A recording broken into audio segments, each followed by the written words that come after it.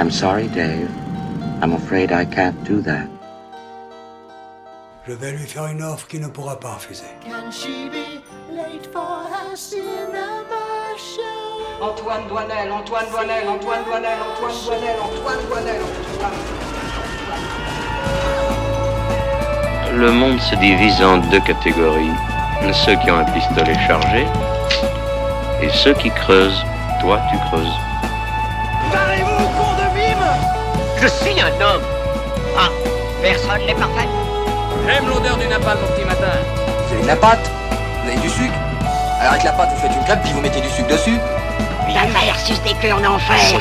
And I am the best film director in the world.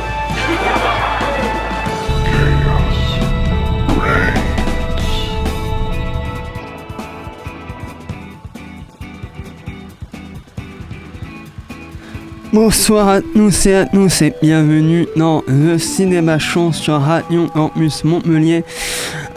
Sur Montpellier 8, nous sommes ensemble pour 1h30 d'émission afin de débriefer l'actualité ciné.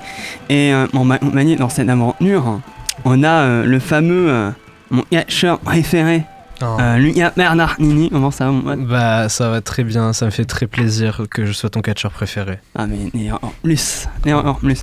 On a aussi celle qui détruit des films et qui est capable de vous marcher dessus en criant Rêve. C'est bien sûr Naomi, comment ça va? Ça va très bien et toi? Ça va très bien, merci. On a également celui qui est l'expert de la technique cinéma et surtout celui qui m'impressionne par son charisme et sa culture cinématographique. Jonathan, comment ça va? Ça va, merci pour les compliments. Bah, rien. Je suis jaloux, ça y est. Et pour finir, celle qui a fait sa première la semaine dernière et qui a été une première remarquée et j'ai l'impression qu'elle ne va pas nous lâcher de sinon. Lara, comment ça va? Ah bah ça va, écoute, hein. Je suis contente de vous retrouver. Ah bah magnifique, nous aussi. Et puis dans l'ombre, on a aussi les magiciens qui nous ont eu un étincelle du cinéma, le son assuré par Yanis et la vidéo assurée par Simon. La régie. Au programme de nos débats, on a Juliette Martineux de Jeune Ouf, Eleanor de Scarlett Johansson, Running Man et Edgar White et dossier 137 de Dominique Moll. Par ailleurs, Dominique Moll sera notre invité pour une interview préparée par Clémentine, Ambre, Maxime, Simon et moi-même. En fin d'émission, c'est Lucas qui nous présentera le quiz de l'émission et on aura bien sûr les petits recours de l'équipe. Vous l'avez sans doute compris, le programme est chargé et nous rapidement avec les news de Jonathan. Now, Buffalo's #1 news team. Good evening and welcome to Eyewitness News at 6. I'm Susan Ortega. And I'm Evan Baxter, and here's what's making news. Et on commence avec une nouvelle disparition d'une figure du cinéma. Un des éternels second rôle nous a quitté, l'acteur allemand Udo Kier s'est éteint à l'âge de 81 ans. Film d'auteur, blockbuster, cinéma de genre, série B. Udo Kier aura touché à tout. Avec plus de 200 films à son compteur, il aura tourné pour Lars von Trier, Dario Argento, Gus Van Sant, Rob Zombie, Fassbinder, Wim Wenders, Werner Herzog, dans Ace Ventura ou encore Blade et tant d'autres. C'est un inclassable. C'est avant tout un charisme, une gueule, un regard. La caméra aura souvent sublimé ses yeux bleus, sa beauté étrange et sa fascinante ambiguïté. On pourra le retrouver une dernière fois sur nos écrans dans le dernier film du réalisateur brésilien Kleber Mendonça Filho, L'Agent secret, qui sortira le 17 décembre. Est-ce que vous avez un souvenir, vous, de l'acteur qui vous aura marqué? Parce que c'est vrai que c'est un visage qu'on a beaucoup vu dans les seconds rôles, mais voilà. Il jouait qui dans Ace Ventura? Bonne question. Parce que je l'ai vu 40 fois, Ace Ventura, mais je vois pas qui y jouait. Bah, tu vois, je me souviens plus non plus. Bah écoute, super. Bah, je vais dire Ace Ventura, mais sans conviction. Moi, je l'avais rencontré en 2019 lors du festival de Gérard Armé. Il y avait une rétrospective sur quelques-uns de ses films avec un focus. C'était un homme vraiment très charmant. Après voilà, c'est vrai que c'est une œuvre tellement dense et tellement variée. J'ai pas vu énormément de choses, mais c'est vrai qu'à chaque fois que je l'ai vu apparaître dans des films, à l'exception des Ventura, il avait un visage quand même marquant. Question Mercano, quelles sont les nouvelles enseignantes de la semaine? Alors, alerte gros casting pour gros projet. Christian Bale serait en négociation pour rejoindre Leonardo DiCaprio dans Hit 2 de Michael Mann, la suite du film culte de 1995. Concernant les rôles, rien n'a été officiellement confirmé, mais plusieurs pistes circulent. Bale pourrait incarner une version jeune de Neil McCauley, le personnage de De Niro dans l'original, ou bien Vincent Hanna, le rôle d'Al Pacino. De son côté, DiCaprio serait déjà engagé pour interpréter Chris Searles, un personnage joué par Val Kilmer dans le film précédent. L'adaptation est tirée du roman Hit 2, coécrit par Malcolm Mann lui-même et Meg Gardiner. Le livre explore les origines de Macaulay et Hanna, et les conséquences du premier film et une nouvelle track dans les années 2000. Rappelle que le projet revient de très loin, parce qu'après des désaccords budgétaires, Warner Bros avait abandonné le film, mais Amazon MGM Studios a repris le flambeau. Le tournage est prévu pour 2026 avec une ambition de sortie autour de 2027. Autre nouvelle du côté d'Hollywood, puisqu'après le succès en salle du dernier Jurassic World, Jurassic World, Scarlett Johansson continue son exploration d'univers populaire avec celui de L'Exorciste. Et c'est Mike Flanagan, le papa des séries horrifiques The Haunting of Hill House et Midnight Mass, qui prépare un remake du film culte de William Friedkin, dans lequel on retrouvera donc Scarlett Johansson. Pas encore d'informations sur le rôle qu'elle jouera, mais Flanagan s'est déjà réjoui de l'arrivée d'une des actrices les plus rentables d'Hollywood. Et on reste du côté du cinéma d'horreur et des grandes actrices, puisque c'est au tour de Nicole Kidman de rejoindre le casting d'un autre film horrifique, inoubliable dans les autres d'Alejandro Amenábar. L'actrice australienne retrouve le cinéma d'horreur et un cinéaste en vogue du côté de Los Angeles, c'est le prolifique Oz Perkins, déjà auteur de 3 films en 2 ans, Long Legs, The Monkey et L'élu qui sortira le 10 décembre prochain. Et ce 4e film s'intitulera The Young People, dont le tournage a débuté en octobre dernier. L'histoire reste encore mystérieuse, mais devrait tourner autour d'un groupe d'amis dont l'un commence à avoir des comportements louches. Hollywood encore, Hollywood toujours. Lors de la promotion d'Avatar 3 qui sort dans nos salles le 17 décembre prochain, James Cameron en a profité pour évoquer le futur d'une autre saga à laquelle il est lié. Sorti en 2019, Alita Battle Angels promettait une suite qui n'a jamais vu le jour. 6 ans plus tard, le réalisateur de Titanic en donne des nouvelles alors qu'il avait rapporté 405 millions de dollars dans le monde pour un budget estimé entre 150 et 200 millions. Alita, premier du nom, avait refroidi les ardeurs de suite de la Fox depuis rachetée par Disney. Pourtant, la bonne réputation auprès des fans semble avoir fait son chemin et une suite semble plus que jamais à nouveau dans les tuyaux, et c'est James Cameron qui vient le confirmer. Je cite: Robert Rodriguez et moi avons fait le serment solennel de réaliser au moins un autre film Alita. En fait, nous réfléchissons à une structure qui permettrait d'introduire un 3e opus, mais nous nous contenterons d'un seul film supplémentaire et nous avançons bien sur ce projet. Maintenant, j'ai une maison à Austin, au Texas, à environ 5 km de chez Robert. Je pense que nous allons probablement aborder ce sujet plus sérieusement dès que j'aurai terminé le mixage d'Avatar dans quelques semaines. Est-ce qu'il y a des projets qui vous intéressent autour de la table ? Alors moi, j'avoue que L'Exorciste par Mike Flanagan, je suis très curieuse parce que j'aime beaucoup Mike Flanagan, donc je suis très ouverte à la proposition. Ouais, tu m'as niqué une question de mon quiz. Heureusement que je l'ai changé. Oui, et aussi, j'aimerais bien parler de Yasmine Hit 2. Waouh, mais ouais. Moi, il a lu le roman, le Hit 2 sur la Je l'ai pas lu. Je sais pas lire. Moi, je vous... Ah, merde. Bon, ça, les nunettes. Non, mais plus sérieusement, j'ai lu le livre et waouh, il est incroyable. Il est très, très nourri, enrichissant. Et je me pose la question, mais bon, moi, il y a rien, en fait, il meurt. Non. Tu crois pas ? Moi, j'y croyais plus avec Austin Butler, qui était annoncé aussi. Après, il y a beaucoup de rumeurs sur les rôles et c'est pas totalement, j'ai l'impression, tout défini vu que le tournage commencerait bientôt, mais bon, à voir. Oui. Mais c'est vrai que ce qui me rassure, c'est que Michael Mann soit derrière l'écriture du roman et du coup sera derrière le film aussi. Oui, après, ils font oublier Ferrari, on a eu sur Amazon, donc ouais. Moi, je suis un gros client d'Osgood Perkins. Donc j'ai hâte. Mais par contre, c'est vrai que lui, ça devient le Quentin Dupieux du film d'horreur, quoi. Ouais, il y va vite, hein. C'est dingue, hein. J'ai dit, j'ai des sous avec Hollywood. Allez, c'est parti. Allez. Ouais, il va vite. Et Alita, c'est très cool aussi. Ouais. J'aimais beaucoup. En tout cas, moi, je suis très content que James Cameron il se soit acheté une petite maison près de chez Robert Rodriguez. On est ravis de c'est super cool. Je suis content pour lui, quoi. C'est vrai que moi, j'avais bien aimé le premier parce que j'aime beaucoup aussi l'univers de Gunn, ouais. Et le premier était assez réjouissant, je trouve, et du coup je suis assez curieux de voir comment il pourrait développer, même si effectivement en termes d'argent ça n'a pas été un franc succès. Mais c'est une des rares bonnes adaptations de manga que Hollywood a fait, et il y a quand même eu un succès à retardement. Il y a beaucoup de fans, beaucoup de gens qui ont aimé le film après sa sortie en salle, donc ça peut bien se retomber sur ses pattes. Est-ce qu'on ne terminerait pas sur une bonne note, Jonathan ? À vous de me le dire, puisqu'on va parler du RN.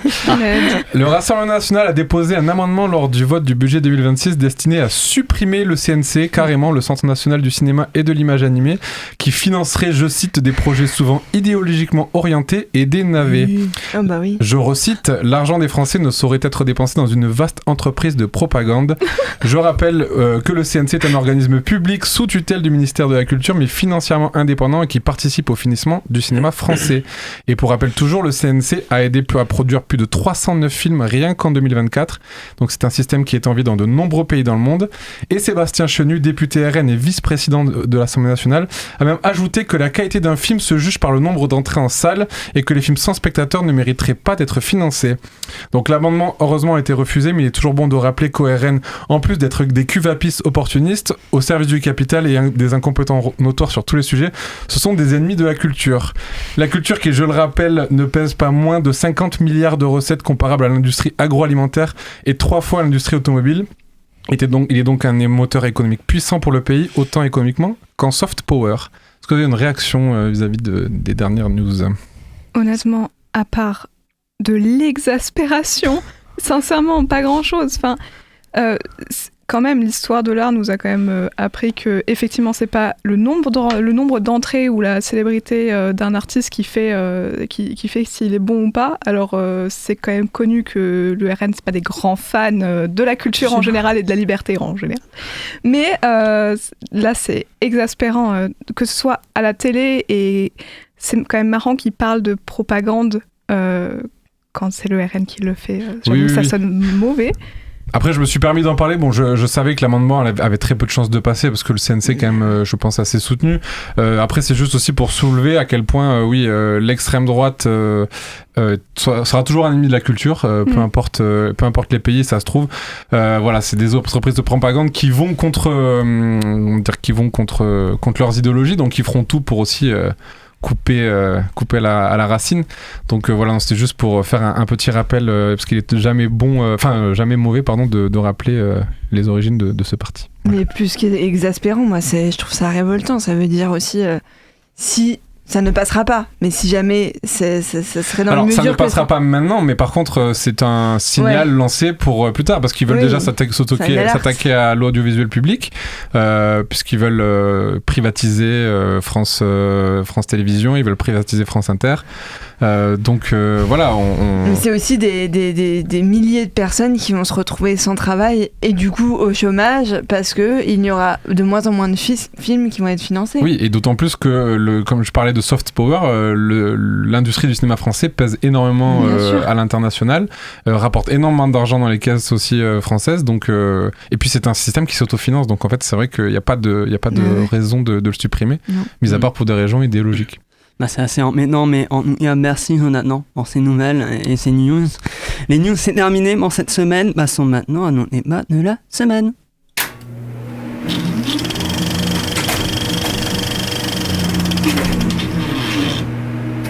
Alors, nous commençons les débats avec un film que tout le monde désirait regarder, je pense, et savourer et analyser avec l'œil du cinéphile, comme l'œil de Jonathan. Plus sérieusement, nous allons parler de Weekend partie 2 de John Chu, et on commence tout de suite avec la bande-annonce. Beyond the rain, somewhere over the rainbow, way up high, there's a land that I heard of.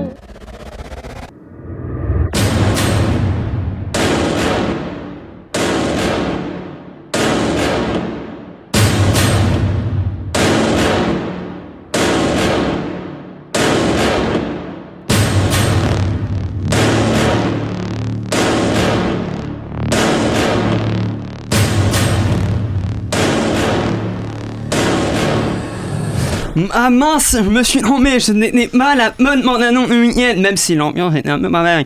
Bon bref, voici la vraie bande-annonce de Weekend. Bon courage.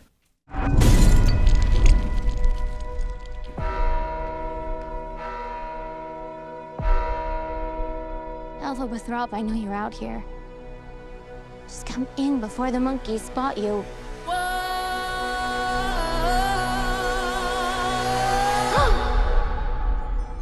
There's no going back. This is between us, the wizard and I.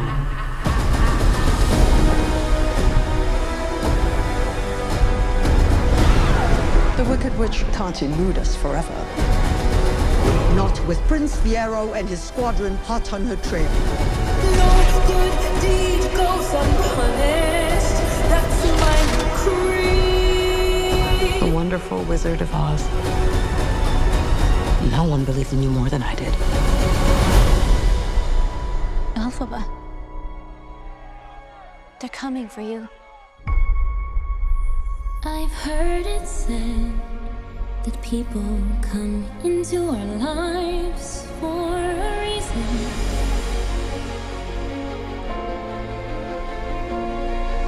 I know I'm who I am today because I knew you.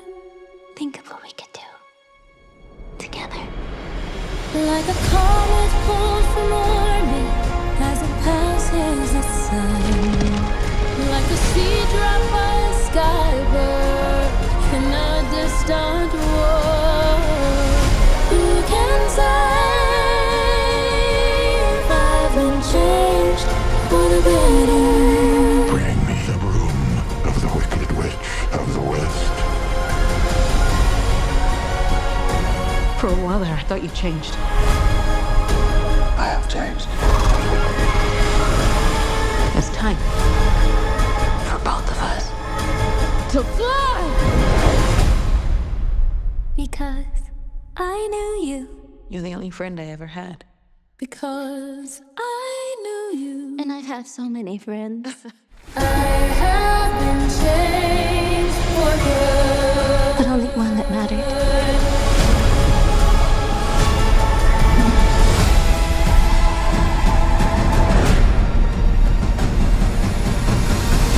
I'm off to see the wizard.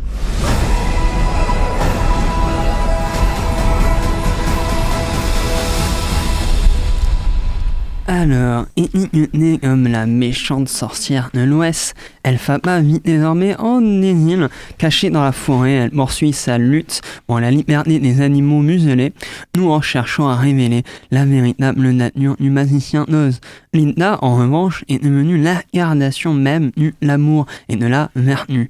Face à une révolte populaire dirigée contre Elphaba, les deux sorcières doivent mettre de côté leurs différends. Leur amitié complexe, mais sincère, devient la clé de leur avenir commun. Dans le casting, on a Cynthia Erivo, Elphaba, qui joue Ariana Rodney, qui joue Linda, Jeff Goldblum, qui joue le magicien d'Oz, Michelle Youn, Madame Horrible, et Jonathan Pérez Figneron. Jonathan, donne-nous ton fameux et ton grand avis sur ce fabuleux film. Alors, par où commencer pour savoir d'où je me situe, bon, par rapport au premier film que j'avais trouvé assez, très moyen, fade. En fait, je trouve que c'était un objet bien fait, bien produit, etc.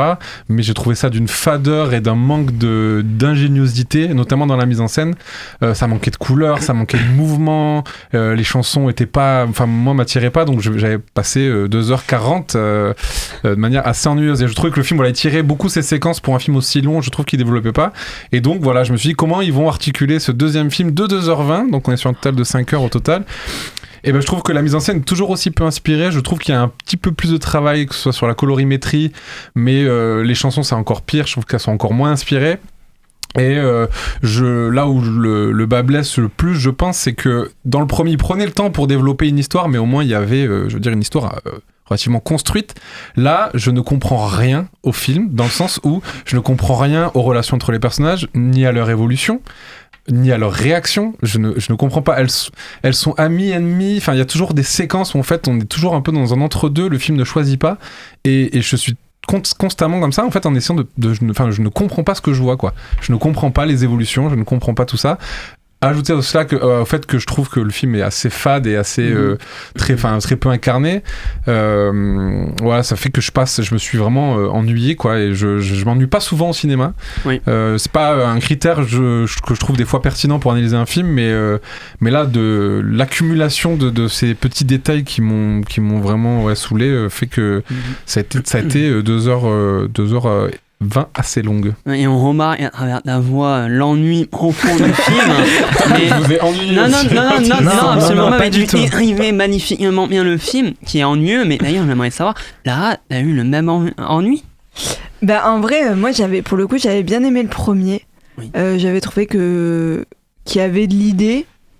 Par contre sur le deuxième, par contre, le mot se faire chier, je trouvais que c'était une bonne métaphore du film. Sans vouloir être vulgaire, mais en fait là pour le coup le scénario est nul, et quand tu dis je comprends pas l'évolution des persos, je suis d'accord avec toi, c'est-à-dire que en termes d'évolution, un coup elles sont amies, un coup elles sont pas amies, et non, ça ne fonctionne pas, j'y crois pas une seule seconde, je suis pas du tout en empathie avec les personnages.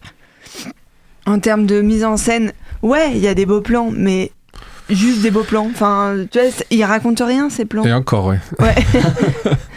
Il y a des belles grues, il y a des beaux mouvements de caméra, mais en fait, on se fait chier, quoi. Ouais. D'ailleurs. Ouais. Au moins c'est ça sert. Et merci Lara.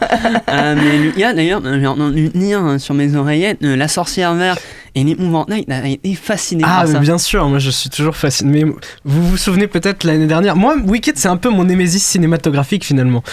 Parce que c'est vrai que l'année dernière déjà, je m'étais énervé quand on avait parlé du premier. Et là j'ai pris des notes, parce que je me suis dit, je fais rarement ça, mais là j'ai pris des notes. Donc point positif, parce qu'il y en a quand même, c'est mieux que le 1.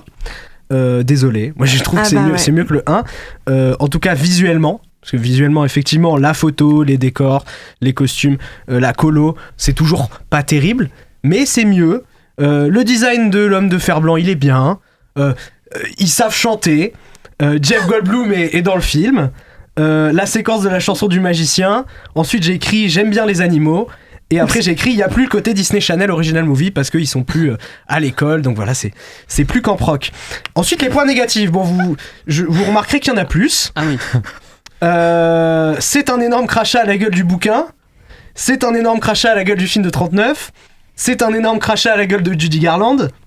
Le film rush tout pour pouvoir foutre toutes ses musiques, et il essaie de créer une cohérence avec le Magicien d'Oz en fait, mais il y arrive pas parce qu'il contredit constamment le Magicien d'Oz, et pourtant il essaie constamment de mettre les scènes fortes du Magicien d'Oz, mais c'est pas comme ça que ça marche. La fin est super facile, on n'a jamais l'impression que l'histoire avance malgré tout ce qui se passe. Le personnage de Bock c'est n'importe quoi. John M. Chu c'est pas filmé de scènes d'action. Le rajeunissement numérique de Jeff Goldblum, qu'est-ce qui s'est passé? Tout ce qui essaie de créer du lien avec le Magicien d'Oz, c'est n'importe quoi. On a fait 2 films juste pour expliquer que la méchante sorcière de l'Ouest baise avec l'épouvantail. Je vous spoil, je suis désolé. On veut faire passer la méchante sorcière de l'Ouest pour V de V pour Vendetta. En fait, la quête de Dorothée et ses amis dans le film, elle a plus aucun sens. Elle est même jamais mentionnée. Et le pouvoir des souliers non plus. Le pouvoir des souliers, ça n'existe plus. C'est juste, elle avait des souliers sympas. Donc pourquoi tu les prendrais pas? D'ailleurs, pourquoi est-ce que Glinda donne les souliers à Dorothy? On sait pas. Il fallait le faire. Ils le font dans le film de 39. Non, c'était sympa. Non, c'est n'importe quoi en fait. C'est vrai que, en fait, je comprends pas comment on peut aimer le Magicien d'Oz et aimer Wicked, parce que c'est une mauvaise fanfiction. J'ai lu des fanfictions Wattpad qui étaient plus intéressantes que ça en fait. C'est terrible, ils essaient juste de créer du lien entre tout, et ils mettent même des personnages qui n'ont aucun rapport. C'est-à-dire que Bock existe dans le livre original, il n'a rien à voir avec l'homme de fer blanc, c'est juste un munchkin qui est là à la sortie du village, et là ah non, en fait c'est le même personnage, parce qu'il faut expliquer que ce personnage il a baisé avec lui. Non mais c'est important quand même, parce que quand vous pensez au Magicien d'Oz, vous pensez mais oui, ce personnage ont baisé. C'est important, non? Ouais, moi je pensais que c'était un film pour les enfants, mais en fait, non. C'est juste un massacre. Vous revoyez le Magicien d'Oz de 39. Non, mais ce que tu dis, c'est assez intéressant sur le fait que je pense qu'ils avaient le cul entre deux chaises parce que c'est une adaptation de la comédie musicale de Broadway. Donc du coup, c'est une adaptation d'un livre à la base. Oui, mais qui du coup, en gros, comment dire, ils ont eu, je pense, le cul entre deux chaises entre une adaptation fidèle de la comédie musicale qui a un grand succès aux États-Unis, le respect du livre, le respect du film, et vu que Wicked contredit aussi un petit peu l'histoire du Magicien d'Oz, il y a un truc de, en fait, ils savent pas quoi raconter. Et c'est intéressant à la base de comment dire, parce que il est assez manichéen, le Magicien d'Oz au début. Il a la méchante sorcière, la gentille sorcière. Là, de rajouter un petit peu de nuance, un petit peu de complexité, ça peut être intéressant. Mais le problème, c'est que d'avoir le cul entre deux chaises, tu finis par raconter n'importe quoi parce que elle est méchante mais pas vraiment méchante, elle est gentille mais pas vraiment gentille, les deux elles se détestent, elles s'aiment, et en fait le film se contredit d'une scène à l'autre, et en fait moi c'est là où je dis je ne comprends pas, chaque scène je dis attends mais là on n'était pas ok, non en fait non, bon, en plus si tu n'as pas vu le Magicien d'Oz, ou si tu ne connais pas l'histoire du Magicien d'Oz, qu'est-ce que tu comprends? Parce que Dorothy, elle est là, genre 3 scènes, et on t'explique rien de ce qui se passe avec Dorothy, en fait. C'est juste, elle est là parce qu'il fallait la mettre, parce que le Magicien d'Oz, mais on ne t'explique rien à son propos. C'est assez terrible. Et puis, ils essaient de mettre un espèce de discours anti-capitaliste, machin. Oui. Et s'il vous plaît, mon Dieu, pourquoi? Bon après que Hollywood soit cynique, ça c'est pas une première. C'est juste que c'est absurde, c'est complètement ridicule de vouloir faire passer la méchante sorcière de l'Ouest, comme je l'ai dit, de V pour Vendetta. C'est n'importe quoi. Et tu parlais du fait que le Magicien d'Oz à la base c'est manichéen. Pas tant que ça, parce que le personnage du Magicien d'Oz en soi, il est assez gris. C'est-à-dire que c'est un gentil, mais il fait des trucs pas bien. Enfin, le personnage du Magicien d'Oz dans le livre et même dans le film de 39, il est assez gris. Et là, gris comme la colo du film, d'ailleurs. Comme la colo de Wicked. Et il n'y a aucune excuse, parce que j'ai vu des gens essayer de défendre en mode oui, mais les effets spéciaux de maintenant, pas du tout. Le film de 2013 de Sam Raimi, il était plus coloré. Oui, donc alors moi, c'est un truc que je comprends pas, parce qu'on parle vraiment du film de 39, Technicolor. Les couleurs sont hyper vives. Et là, tu veux dire, t'as un matériel de base pour t'amuser comme un fou, de mettre des couleurs de partout.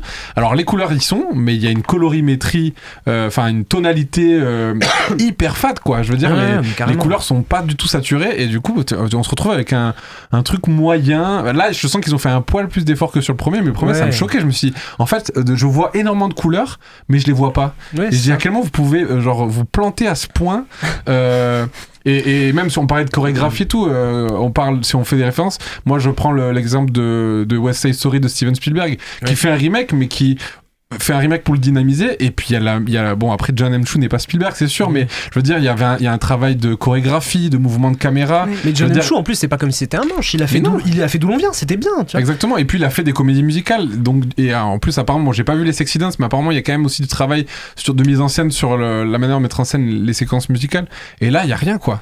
Et c'est pas grand chose, je dis ça a beaucoup été débattu, mais le film de Sam Raimi, moi qui adore le livre, je trouve qu'il reprend des éléments du livre qui sont super, contrairement à Wicked, et le film n'est pas il est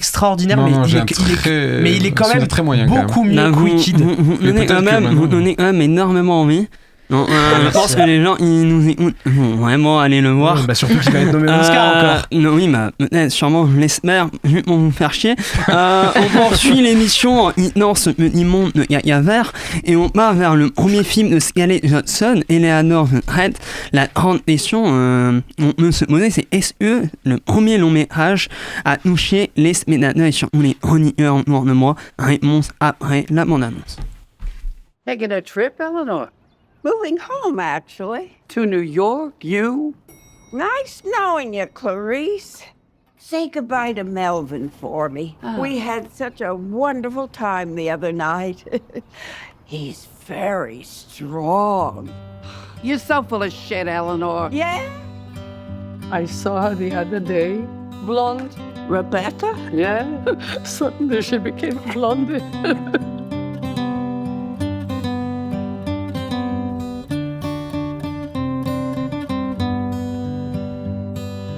I'm 94 years old, and I'm moving to Manhattan for the first time today. I live in Staten.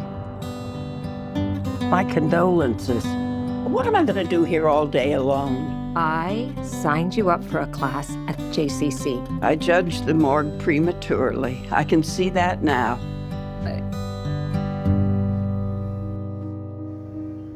Hi. I'm Eleanor. I was wondering if I could feature you in my article. I did pick a subject for my journalism project. Oh, yeah? Yeah, I'm actually profiling a Holocaust survivor. So tell me about your mother. He never talks about my mom. It's like she just, poof, went away. You liked my article that much? I loved it. It's thoughtful, it's personal, it's moving. You know, I'd like to have dinner with the two of you. To Eleanor.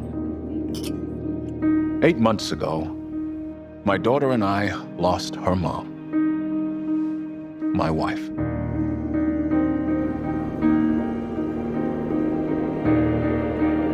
Oh! I lost you.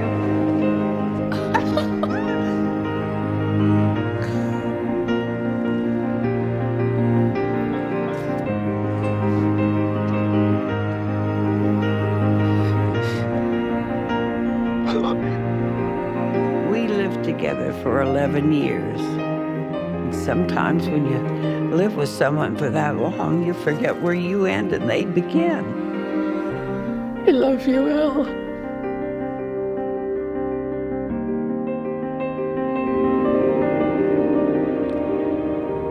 Alors, l'histoire raconte Eleanor Mogesten, qui est une femme de 94 ans, pleine d'esprit et pétulante. Après une perte bouleversante, elle raconte une histoire qui prend un tournant dangereux.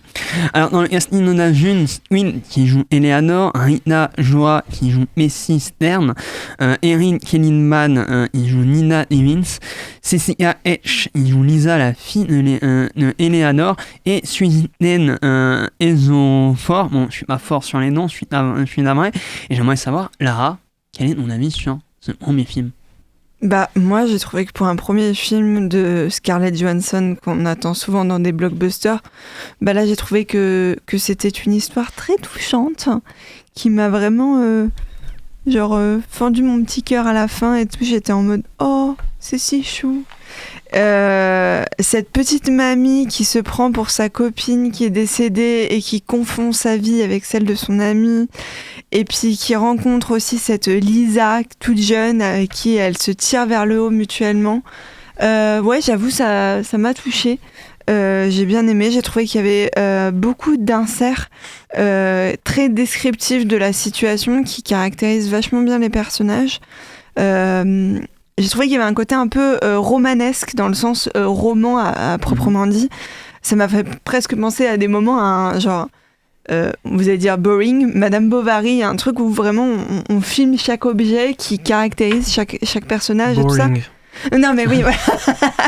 Non mais il y a un truc comme ça très descriptif et très justifié et très doux en fait. Même au niveau de la colorimétrie, un truc un peu rose, jaune pâle et tout ça, je trouvais ça très chouette.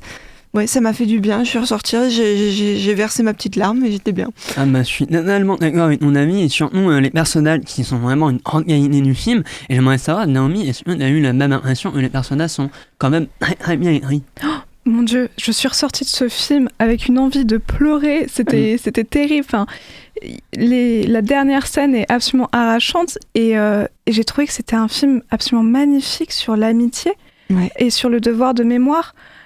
Parce que le devoir de mémoire prend une grosse place dans le film pour des tas de raisons, et le fait que le film arrive à exprimer l'importance de l'amitié dans le devoir de mémoire, c'est fondamental, et aussi que l'amitié ça peut transcender les âges comme on peut le voir, mais Eleanor, alors l'actrice Eleanor joue tellement bien aussi. Ouais. Moi, je voudrais pas dire, mais j'espère qu'en vieillissant, je serai comme Eleanor, aussi dynamique et aussi marrante, goal de vie.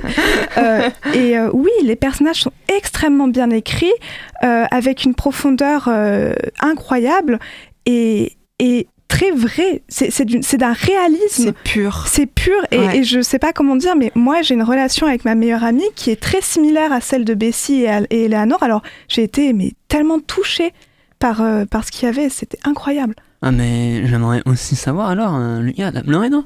Oui. Putain. C'était la seule question. Non, moi je l'ai vu à Cannes. Ah oui, oui.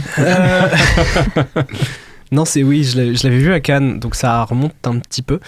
Mais je me souviens d'avoir beaucoup aimé.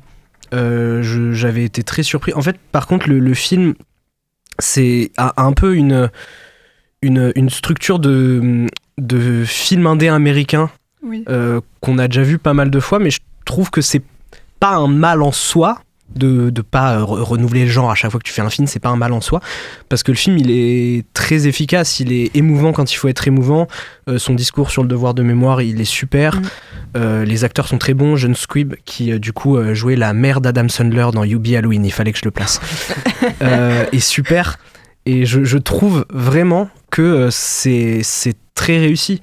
J'espère que Scarlett Johansson elle va continuer à faire des films indés de ce genre-là et pas tout de suite plonger dans les blockbusters, parce que je sens que ça va arriver, on te connaît Scarlett. Mais oui, non, c'était très réussi. J'avais pleuré, effectivement, je m'étais retourné vers Hugo. Hugo, bien sûr, un monstre de virilité, donc lui, il n'avait pas pleuré. Mais je me suis retourné vers lui, les larmes aux yeux. Hugo, je pleure. Il avait dit, ouais, c'est ça. Mais c'était beau. C'était très beau. Ouais, c'était très beau, c'est un très beau film. Et toi, Jonathan, est-ce qu'on a trouvé une forme de subtilité qui méritait nos regards cinéphiles? Oui. En fait, c'est marrant parce qu'il y a un champ lexical que même moi je m'étais noté. Je trouvais ça assez tendre, très doux. C'est vrai que c'est un film qui est beaucoup sur la douceur. Ce que je trouve intéressant, c'est qu'il y a le classicisme assumé par Scarlett Johansson dans la mise en scène. Je trouve le limite un peu dans sa singularité, ce que tu disais, Lucas. Mais je trouve que par contre ça le rend encore plus précis sur les émotions, c'est-à-dire qu'en fait elle se concentre beaucoup plus sur les personnages, beaucoup plus sur les émotions qu'elle veut véhiculer, et je trouve que quand ça doit marcher, ça marche tout le temps, et ça je trouve ça assez impressionnant, et du coup je trouve que ça fait un peu un film miroir opposé au premier film de Kristen Stewart dont on a parlé il y a quelques semaines, The Chronology of Water, où je trouve que la forme prenait le pas sur le fond dans le film de Kristen Stewart. Non. Pas vrai. Alors, bon, on peut être en désaccord, mais c'est pas une critique parce que j'aime beaucoup les deux films en plus. C'est ça que je trouve beaucoup joli dans la différence des deux films.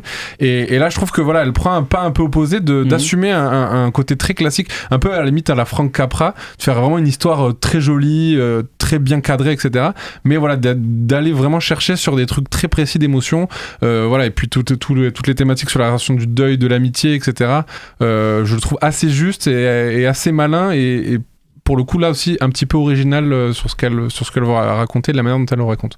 Je suis d'accord avec pardon, j'aimerais juste rajouter, parce que sur le deuil, je trouve que c'est un film qui parle très très bien de la question du deuil comme une question qui transcende les générations. C'est un film qui le met vraiment en avant. Avec le personnage d'Eleanor, on voit bien que le deuil, on n'apprend pas en fait à s'en remettre. On est toujours aussi touché par le deuil, et c'est vraiment un film qui montre à quel point la présence des autres est importante dans le deuil, qu'on peut pas s'en sortir tout seul, et que souvent on trouve comment on dit, pardon, j'ai un trou de mémoire, mais du réconfort. Merci. On trouve du réconfort auprès de gens qui on ne s'attend pas à ce que ce soit ces gens-là, et vraiment, je le redis, mais l'importance de l'amitié dans le deuil. C'est vraiment un film qui en parle très bien. La communication, et après, évidemment, le deuil, c'est universel. Ouais. On va tous le traverser, mais moi, je vous souhaiterais toujours d'avoir une belle épaule à côté de vous.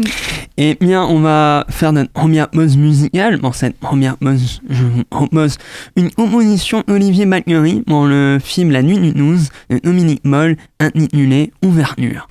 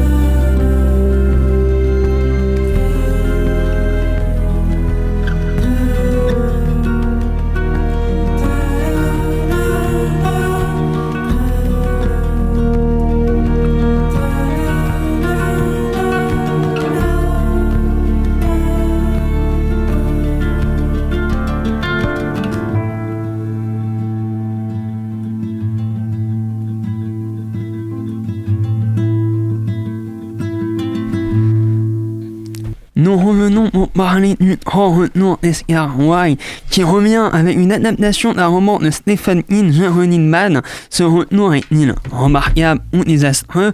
Réponse après la bande-annonce. You know, I've been thinking about the show. For the next 30 days, everyone in the country is trying to murder me.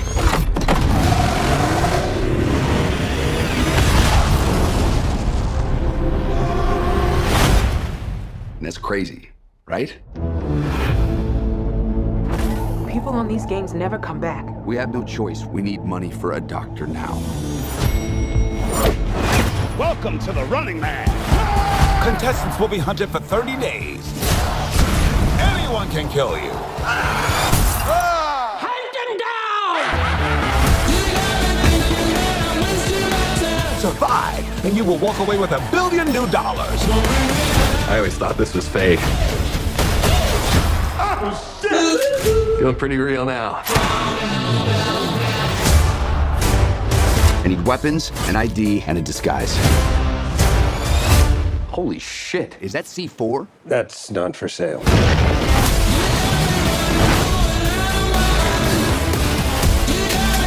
Don't you get it? This game is rigged. I got a grenade! Back at you.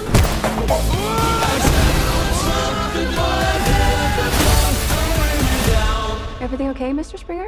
Yeah. You know why they cheered for you down there? Go, go! If you can survive against those goons, so can they. I'm just trying to get back to my family. They're here.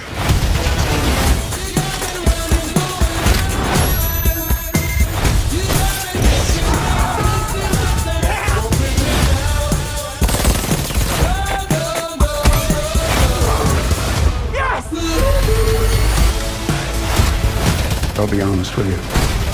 I can't just let you win this game.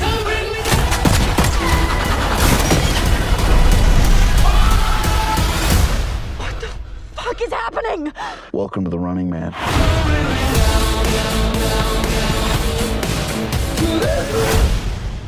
Dans un futur proche, le Running Man est l'émission numéro 1 à la télévision, un jeu de survie impitoyable où les candidats appelés les runners doivent échapper pendant 30 jours à des tueurs professionnels sous l'œil avide d'un public captivé. Chaque jour passé, on demande la récompense à la clé et procure une dose d'adrénaline toujours plus intense. Ben Richard, ouvrier désespéré, prêt à tout pour sauver sa fille gravement malade, accepte l'impensable, participer à ce show mortel poussé par Dan Ilian, son producteur aussi charismatique que cruel, mais personne n'avait prévu que Ben, par sa rage de vivre, son instinct et sa détermination, ne deviennent un véritable héros du peuple et une menace pour tout le système. Dans le casting, on a Len Powell qui joue Ben Richard, Zon Rollin qui joue Dan Killian, Jem Watson qui joue Sheila Richard, William H. Massey qui joue Molly et Daniel Eza qui joue Bradley. J'aimerais beaucoup avoir l'avis de Naomi sur ce film. Alors, moi, j'y suis allée sans aucune vraie information sur le film, à part mon père qui m'avait dit « mais ça serait pas un remake du film avec Schwarzenegger de 83 ?» Très beau billet de banque, d'ailleurs. Mais c'est tout ce que je savais sur le film, à part aussi que je suis pas très fan de Glenn Powell, donc je m'attendais vraiment à rien. Et finalement, j'ai passé un super moment. Je trouve que le film est très bien rythmé. Les images, il y a pas d'images en particulier qui m'ont marqué plus que ça, juste des transitions qui sont très fun. Ils s'amusent beaucoup avec les transitions. Mais le scénario tient à peu près la route, avec quelques détails près. Non, j'ai vraiment passé un bon moment. Puis Glenn Powell a rempli sa charte pour se faire engager systématiquement, c'est-à-dire se foutre à poil. Y a et on est content. Et c'est ok. Et c'est ok. Et on le remercie. Merci pour ces petites fesses, Glenn Powell. J'allais dire exactement la même chose. Il y a un chelou là. Bah non, mais c'est par vrai. les fesses de Glenn Powell. Non, mais voilà, en fait, j'ai pas grand chose à dire sur le film, à part que j'ai passé un très bon moment et que c'est très bien rythmé. Ah bah tant mieux, Lucas, j'aimerais savoir si t'as passé un bon moment. J'ai passé un très bon moment. Moi, je suis très fan d'Edgar Wright et je trouve quand même on a un Edgar Wright un peu timide. C'est un Edgar Wright qui se lâche pas complètement. Mais d'un autre côté, je comprends. Parce que c'est un projet passion. Parce qu'il veut adapter ce livre depuis longtemps. Il va adapter ce livre depuis des années. Et je pense qu'il a avant tout voulu bien adapter Stephen King avant de mettre en avant sa mise en scène et son univers. Et en l'occurrence, je trouve que le film, la structure du film fait très livre de Stephen King. Et je trouve que ça marche bien. T'as des références à Stephen King. À un moment, ils sont à Derry, pour les fans de ça. Voilà.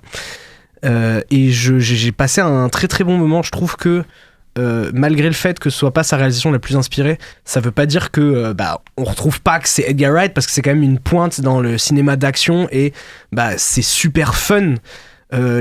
Tout se mélange bien en fait, la mise en scène, la BO, les chorégraphies de combat, tout marche super bien.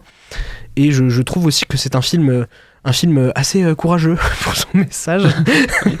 Et voilà, c'est très cool. Merci Edgar Wright de revenir sporadiquement avec des films très stylés. Et les petites fesses de Glenn Powell. Ah ouais, les petites fesses de Glenn Powell. Et nous alors, Lara, est-ce que tu veux remercier Edgar Wright pour ce film ou peut-être pas? Je sais pas si je veux le remercier, parce que moi, j'avoue que les fesses de Glenn Powell, ils m'en carrent un peu plus. Mais Edgar Wright n'est pas responsable des fesses de Glenn Powell. C'est Glenn Powell. Il n'y a pas le nom d'Edgar Wright sur les fesses de Glenn Powell. On peut le remercier pour autre chose. De quoi, les fesses de Glenn Powell? Bah oui, du coup. Est-ce que tu les as vues? Ah, peut-être. À Cannes. À Cannes, voilà. Non, en vrai, pour un film qui n'est pas du tout de mon type, sur le papier, genre vraiment, je pense que j'aurais dit non. J'aurais dit 2 sur 10 de base. En vrai, c'est pas si pire, de mon point de vue. Je suis pas du tout blockbuster américain, film à gros budget, action et tout, c'est pas du tout ma cam. Mais agréablement surprise, juste ce que j'ai pas aimé, c'est le concept. Alors oui, c'est bien un homme qui veut sauver sa famille, mais en même temps il y a un côté un peu patriarcal, en mode c'est carrément l'homme qui va sauver la famille et on laisse pas faire la femme. Ouais, non, mais carrément. Enfin voilà, il y a un truc qui m'a un peu dérangé en termes de misogynie, mais en vrai j'ai accroché, j'ai suivi l'action, ça m'a quand même j'avais envie de voir la suite. Et en fait il y a un truc où je me suis dit, c'est pas comparable, mais ça m'a fait beaucoup penser à Squid Game, dans le genre jusqu'où va le divertissement, jusqu'où on va pour divertir le spectateur, jusqu'à tuer des vies. Il y a un truc qui m'a fait penser un peu à Squid Game où putain, ils vont aller jusqu'où quoi. Ouais. Après, c'est un roman de 82. Voilà. Donc il était très en avance sur son temps quand même. Ouais. Franchement. Oui, après je connaissais pas le roman, j'avoue. Donc mais c'est juste pour dire que vraiment il était en avance sur son temps. En 82, il arrive à prédire MrBeast quoi. Mais d'ailleurs c'est marrant, on avait parlé de la mise en scène un peu timide du réalisateur. Ouais. Je me suis entendé sur là-dedans, il a bougé la tête en disant oui, tu trouves sa mise en scène un peu limite? Alors oui, parce que dans le sens où effectivement Edgar Wright est un auteur dans l'univers Hollywood assez affirmé. Je l'ai un peu moins retrouvé là. Voilà, après je pense qu'il y a plein de raisons, notamment de production, etc., qui fait qu'il s'est peut-être un peu moins lâché, ou ce que tu disais aussi, un respect très tenu sur l'univers de Stephen King. Et c'est marrant parce que en parlant là tout à l'heure, ça me fait penser qu'il y a eu 2 adaptations de Stephen King cette année avec Marche ou crève aussi. Qui se rejoignent sur pas mal de choses, sur le côté divertissement et jusqu'où on peut aller là-dessus. Et aussi, les deux font évidemment un espèce de miroir sur l'Amérique d'aujourd'hui qui est en train de devenir complètement folle. Et je trouve ça assez intéressant que ce soit des films. En plus, on va quand même sur les blockbusters, c'est Francis Lawrence et Edgar Wright qui font les films, et qui saisissent ça avec du Stephen King. Et c'est toujours Marche ou crève est un de ses premiers bouquins en plus. Donc c'est toujours des livres des années donc 80 et 70. C'est ça, c'est que le passé permet de donner un peu un miroir et montre aussi peut-être le génie visionnaire de Stephen King. Mais je ne le dirai jamais assez.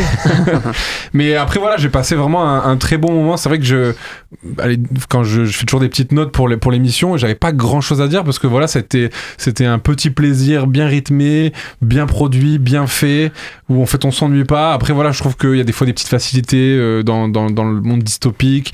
Il y a pas tout qui fonctionne bien, mais voilà, c'est un truc quand même très bien produit et assez honnête quoi, un divertissement. C'est un divertissement satisfaisant et acceptable. C'est parfait. Maintenant, dernier débat, alors on va s'intéresser au film Dossier 137 de Dominique Moll, qui a d'ailleurs été en sélection officielle à Cannes. Après La Nuit du 12, qui était une véritable blague dans la figure, est-ce que Dominique Moll réussit toujours à nous bousculer?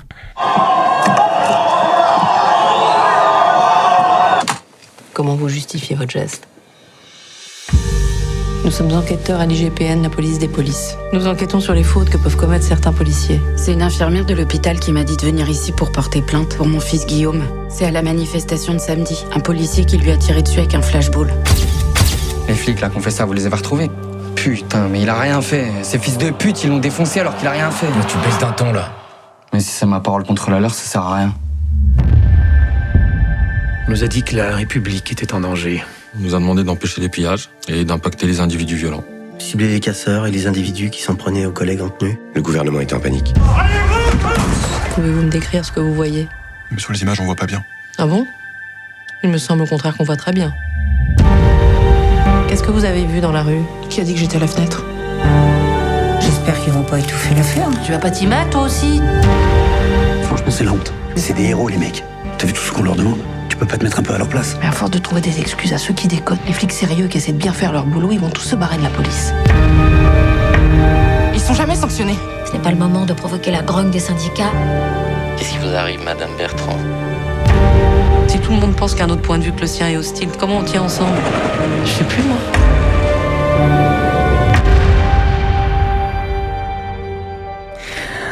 Le dossier 137 est en apparence une affaire de plus pour Stéphanie, enquêtrice à l'IGPN, la police des polices. Une manifestation tenue, un jeune homme blessé par un tir de LPD, des circonstances à éclaircir pour établir une responsabilité. Mais un élément inattendu va troubler Stéphanie pour qu'il le dossier 137 devient autre chose qu'un simple numéro. Dans le casting, on a Léa Drucker, Stéphanie, qui joue Stéphanie, Kuz Laji Malanta, qui joue Alessia Matni, Jonathan Urmul, qui joue Benoît Kerini, et comme Méroné, qui joue Guillaume Girard. Vous voyez, je m'améliore un peu en français, absolument pas. Lucas Bardi, j'aimerais avoir mon avis sur ce film. Alors, c'est vraiment... à la base, je savais pas si je voulais venir en parler parce que du coup, c'est un sujet qui me touche énormément. Mon papa est policier. Mon papa n'est pas CRS ou de la Bravame, il est policier. Et toute ma vie, j'ai vécu avec les ACAB. Le harcèlement au collège, c'était à base de ça. Et beaucoup de choses qui me sont arrivées dans ma vie de pas cool sont dues à ça. Mais mine de rien, moi, mon papa, je l'aime très fort, si tu nous écoutes. Et j'aime son métier. Et Dossier 137, donc c'est un film qui est très intéressant parce que il aurait pu simplement prendre un parti ou un autre, et il a décidé de pas le faire. Il a décidé de te montrer les deux parties, de pas prendre position, et surtout quelque chose moi que je trouve important, c'est qu'effectivement, comme j'ai dit, j'aime le métier de mon papa, mais ça veut pas dire qu'il n'y a pas de cons, qu'il n'y a pas de problème. Ça veut juste dire que j'aime son métier. Mais malheureusement, il y a des débiles dans ce métier. Comme partout. Et du coup, les autres, ils se tapent une réputation dégueulasse. C'est quelque chose dont parle le film. Et même si c'est une minorité, ces débiles qui donnent une réputation dégueulasse, ils sont là. Et je crois que Léa Drucker dit ça à un moment dans le film, c'est que si on sanctionne pas ceux qui font de la merde, les bons policiers, ils vont tous se barrer de la police, en fait. Et je trouve que ce film est important en ce sens-là. Parce que aujourd'hui, on a plein de films qui sortent, qui parlent de ces sujets-là, et des films qui sont toujours très axés sur un des deux points de vue. Mm-hmm. Et là, c'est pas le cas. Dominique Moll avait déjà été intéressant sur ce point-là dans La Nuit du 12. Il abordait déjà ces sujets-là et c'était déjà intéressant, mais là il a vraiment foncé tête la première dedans et je trouve que c'est très réussi. Après moi, encore une fois, c'est un sujet qui me touche, donc c'est un film que j'ai beaucoup de mal à regarder. Donc c'est pas une super séance que je passe forcément, mais par contre je trouve vraiment que c'est un film très réussi. Je trouve que Léa Drucker est extraordinaire. Je trouve que ça se suit bien. Il y a un côté très très brute dans la mise en scène que je trouve exceptionnelle aussi. Et je pense que c'est un film important. Mais je pense aussi que... Et attention, et là je cherche mes mots. Je pense aussi que la vie des gens sur ce film est vachement axée par l'opinion politique qu'ils ont. Parce que quand j'étais à Cannes, quand on est sorti... Non, quand t'étais à Cannes. Quand j'étais à Cannes... Voilà. Quand on est sorti de Dossier 137, il y avait les gens qui disaient c'est ACAB le film, et il y avait les gens qui disaient c'est un film qui défend corps et âme la police. Et je ne comprends pas trop ces gens qui ont du mal à voir quand un film ne prend pas de parti clair. Mais je tiens vraiment à féliciter... Il ne regardera probablement pas cette émission. Non, mais je tiens à le remercier Dominique Moll. Je tiens à remercier Dominique Moll. Il en parle de ce sujet-là. Il va écouter sur l'interview qu'on aura. Mais d'ailleurs, je voulais savoir, Noémie, est-ce que toi, tu as eu le même ressenti de Lucas sur la mise en scène et sur le propos? Alors, bon, déjà, j'espère que je vais rien dire qui pourrait te blesser, Lucas. J'espère aussi. En fait, tu as dit un truc qui est hyper intéressant, qui est du coup la question du point de vue, parce qu'en fait, effectivement, ce film prend un point de vue qui est différent de ce qu'on aurait pu penser. Et en fait, moi, je trouve qu'il attaque de manière très frontale la vraie définition d'ACAB. Parce qu'en fait, c'est hyper important de rappeler qu'à l'origine, ACAB, c'était pas nécessairement une insulte policière. C'est traduit de l'anglais All Cops are bastards. Et bastards, c'est vraiment à comprendre au sens littéral de bâtard, c'est-à-dire comme des enfants bâtards de leur classe sociale. Et en fait, ça, c'est fondamental dans le film, c'est de s'intéresser à cette bâtardisation, sous-entendu que les policiers, ou du coup, au moins cette tranche de policiers dont il parle, auraient trahi leur classe sociale pour protéger les plus haut placés, à défaut du peuple. Et en fait, ça vient vraiment confronter cette idée de la bâtardisation, notamment à travers un positionnement intéressant qui est celui de l'IGPN, qui sont donc les bâtards des bâtards. Parce qu'en fait, le film en parle assez bien. On a un personnage de Léa Drucker, on apprend que, en fait, elle n'est pas là par choix. Et la plupart des gens à l'IGPN se sentent beaucoup plus reliés aux policiers que... au peuple, donc on leur inculque ce rôle d'enquêter sur ce qu'ils disent être les leurs, et donc du coup on en vient à cette question, est-ce que eux aussi peuvent rentrer dans la question de la bâtardisation? Oui. Et donc ils se retrouvent dans un espèce de métissage, puisque le peuple les rejette parce que le peuple considère qu'ils font pas partie d'eux, et la police les rejette parce que c'est des traîtres, et en fait c'est vraiment le symbole de cette question d'ACAB, en fait, de est-ce que on peut considérer que les policiers sont des bâtards ou pas, au sens littéral du terme. Et effectivement, moi je trouve que Dominique Moll en parle très bien. Il attaque frontalement la question, et effectivement, parce qu'il ne prend pas position d'un côté ou de l'autre, il peut poser cette question. Voilà. D'accord. Et merci pour cette question, mais d'ailleurs on va poser cette question, est-ce que toi, honnêtement, le point de vue, ça t'a interpellé dans ce film? Justement, vous dites qu'il a pas de point de vue, je trouve qu'il a un point de vue dans le fait de multiplier les points de vue. Oui. C'est pas qu'il a pas un point de vue, c'est que justement il va pas prendre il va pas dire c'est ça que tu dois penser, ou c'est ce point de vue qui est le bon. Non, tu vois. Mais effectivement, vu qu'il y a une multitude de points de vue. C'est ça. Mais justement, moi, le film, j'avais très peur avant d'aller voir le film, parce que, voilà, tout ce que j'avais entendu par-ci et là sur les différents, comme tu disais, à Cannes, ce que tu avais entendu, je l'avais entendu aussi, parce que j'étais pas à Cannes.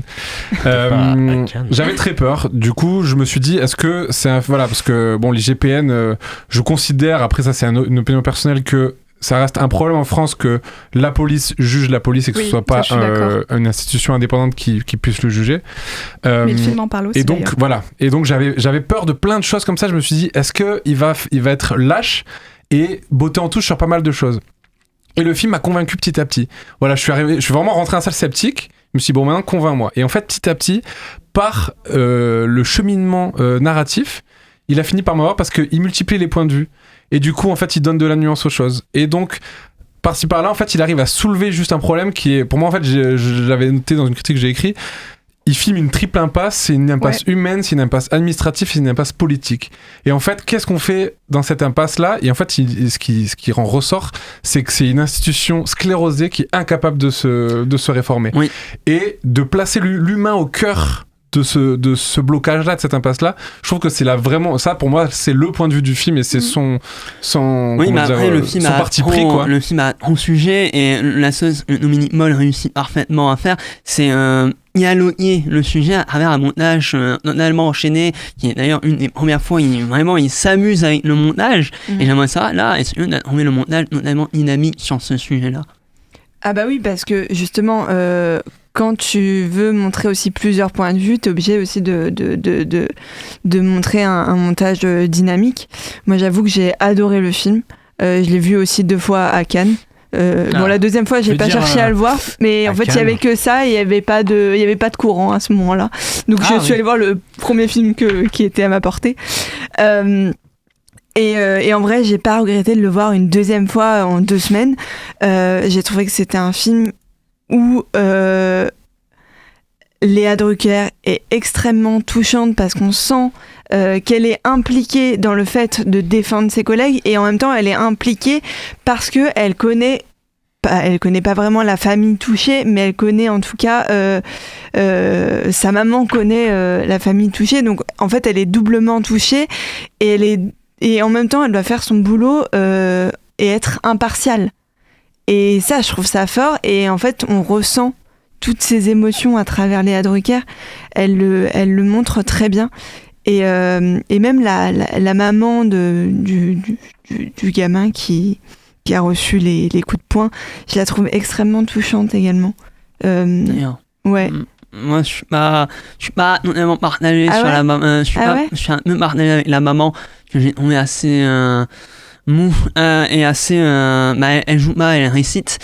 Mais bref, ça c'est un débat. Mais d'ailleurs, on parle de ça. Donc, d'ailleurs, Dominique Moll nous a permis de parler avec lui de son fabuleux film. Allons écouter cette belle interview. Can she be late for her Moi d'interrompre un instant la musique, mais nous avons un invité de marque que j'aimerais accueillir comme il se doit. Aujourd'hui, nous accueillons Dominique Moll pour parler de son dernier long métrage Dossier 137. Bonjour Dominique, comment allez-vous ? Très bien, merci beaucoup. Bonjour. Alors, 3 ans après La Nuit du 12, lui-même inspiré de faits réels, vous revenez avec une nouvelle histoire issue de la réalité. Qu'est-ce qui vous a donné envie, cette fois, d'explorer le milieu de l'IGPN ? Alors c'est vrai que les 2 films ont un lien avec la réalité. Pour les 2 films, j'ai fait beaucoup de recherches et de documentation, de rencontres, même d'immersion.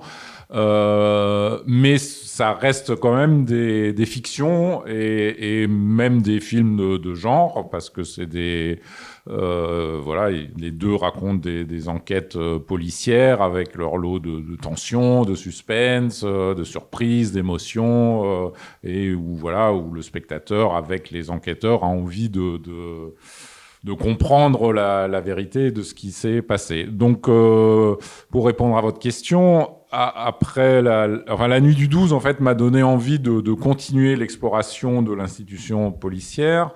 Et l'IGPN, donc, qui est la police des polices, c'est-à-dire des policiers qui enquêtent sur d'autres policiers, m'a toujours intéressé parce que, déjà, il n'y a jamais eu de film ou de roman écrit sur des enquêteurs de l'IGPN, aussi parce qu'on n'en sait pas grand-chose, finalement. Et parce que je pressentais que les enquêtrices, les enquêteurs de l'IGPN sont dans une situation pas simple, puisqu'ils sont à la fois méprisés par les policiers sur lesquels ils enquêtent et à la fois critiqués par certains médias qui leur reprochent d'être jugés partis parce qu'ils sont eux-mêmes policiers.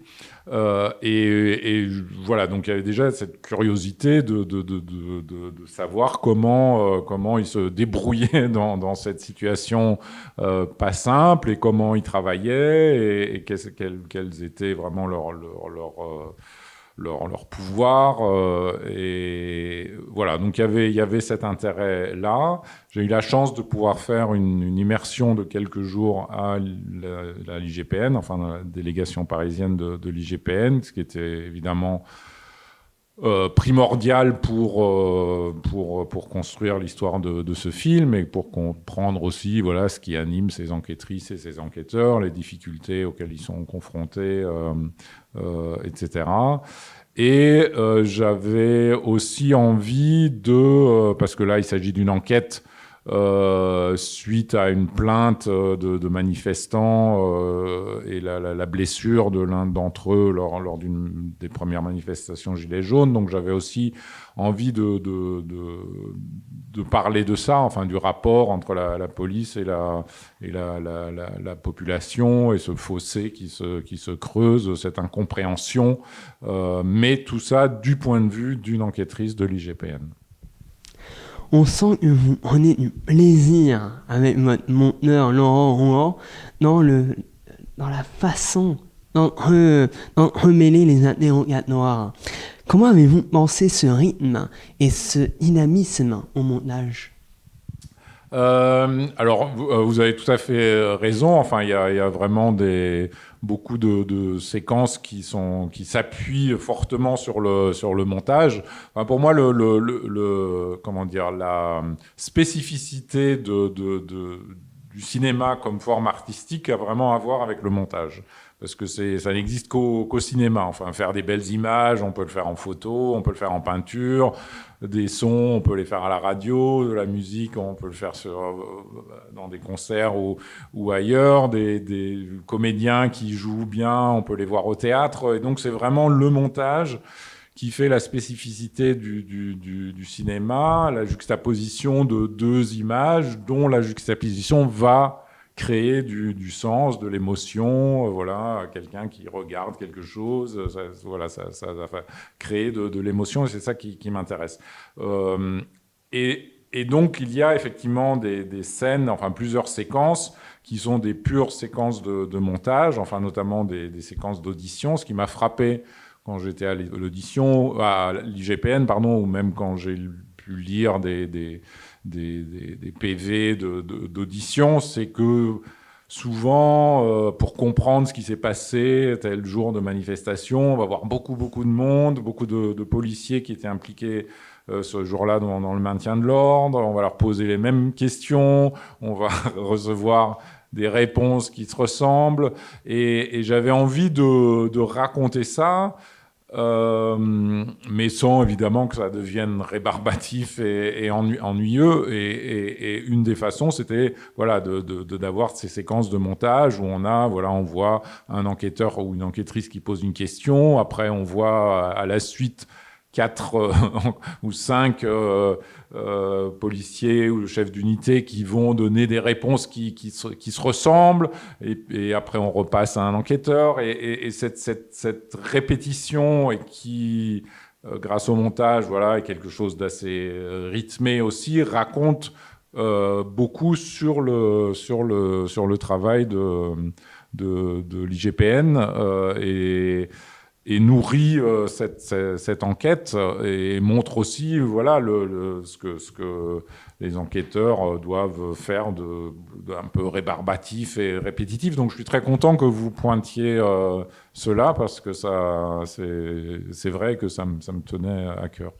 La question du point de vue et du biais sont au cœur du récit. Est-ce que vous, dans la création de ce film, vous avez cherché à ne pas être piégé par vos propres biais de citoyens, de cinéastes, de spectateurs de l'actualité, ou est-ce qu'au contraire, vous avez accueilli vos biais et vous en êtes un peu nourri ? Je pense que c'est compliqué d'être complètement objectif. Enfin, l'objectivité pure, je pense que ça n'existe pas. Enfin, d'ailleurs, on le voit dans le film, parce qu'à un moment donné, il y a une vidéo qui, pour certains, peut être incriminante et pour d'autres, non. Donc, ça dépend aussi à chaque fois qui regarde quoi. Donc, je sais que moi, je ne suis pas dépourvu de biais qui sont faits de mon éducation, de mon expérience, de mon milieu social, etc. Donc on fait avec. Après, ce que j'essaye de faire, et c'est pour ça que pour moi, pour un tel sujet, la recherche et la documentation, et le fait de voir beaucoup d'échanger avec des personnes de différents spectres. Enfin, par exemple, j'ai rencontré un avocat qui défendait des victimes de violences policières, mais j'ai aussi rencontré un avocat qui est spécialisé dans la défense de policiers. Évidemment, ils n'ont pas le même discours, et puis après, on se nourrit de tout ça. Et moi, ce que j'essaye, c'est d'avoir, d'essayer de ne pas être dans la simplification et de montrer la complexité du travail de ces enquêteurs, enfin aussi la complexité du travail de policiers, enfin ce qui ne veut pas dire que j'excuse le fait qu'il y a des violences, parce qu'il y a parfois des violences non justifiées, mais de le faire de la façon la plus sincère et honnête possible, avec aussi toujours en tête le fait qu'on raconte une histoire qui doit être passionnante à suivre, et on a envie d'attirer les spectateurs là-dedans. Mais forcément, le film raconte aussi des choses sur moi et ma vision de toutes ces problématiques. Et justement, vous mentionnez des vidéos, on voit des vidéos de manifestants et de caméras de surveillance tout au long du film, ça structure un peu le film. Est-ce que vous pensez qu'aujourd'hui le cinéma est un peu obligé de composer avec cette matière documentaire brute, c'est-à-dire les réseaux sociaux, les images de smartphone, pour rester en prise avec le réel ? Non, je pense pas. Enfin, il y a des, d'ailleurs, enfin, il y a des films. Il y a des films qui se passent pas aujourd'hui, mais qui sont faits aujourd'hui, et des films d'époque, d'époque pas forcément d'un passé lointain, mais un film qui se situe en 1990, il n'y a pas de réseaux sociaux, il n'y a pas de portable, il y a tout juste les premiers ordinateurs, donc non. Enfin, et même aujourd'hui, on peut tout à fait raconter l'histoire de quelqu'un qui j'en sais rien, se perd dans la jungle et qui n'a plus du tout accès à aucune de ces choses. Donc c'est pas du tout un passage obligatoire. Là, pour le film, ça a une raison d'être et un sens, parce que les enquêteurs de l'IGPN travaillent avec ça, avec les sources vidéo qui sont à leur disposition, et aussi avec les réseaux sociaux, parce que voilà, une vidéo qui montre un policier qui tape sur un manifestant et qui devient viral sur les réseaux sociaux, forcément, ça va avoir des conséquences aussi sur le fait que le parquet dit là il faut que l'IGPN enquête là-dessus, parce que trop de gens l'ont vu. Enfin, c'est ce qu'on voit un peu au début du film, lorsque il y a un CRS qui pète un plomb et qui lance un pavé vers la foule, et qui a été filmé. La vidéo est devenue virale, et le substitut du procureur dit à l'enquêtrice on ne peut pas laisser passer ça, même s'il n'a blessé personne, mais c'est un geste qu'on ne peut pas laisser passer. Le dossier 137 reprend ce chiffre qu'on voit aussi dans une séquence télévisée, mentionnant 137 personnes en garde à vue. Ce chiffre a-t-il une signification particulière ? C'est le même chiffre ? J'ai l'impression que c'est le même. Non, je crois pas. Non, je crois que c'est 127, mais quand le bandeau sur le BFM où il y a marqué 127 personnes interpellées, c'est vrai que c'est assez proche. Mais alors, même si ça avait été le même, je me dirais, ah zut, on n'aurait pas dû faire ça. Non, le chiffre n'a aucune n'a aucune signification.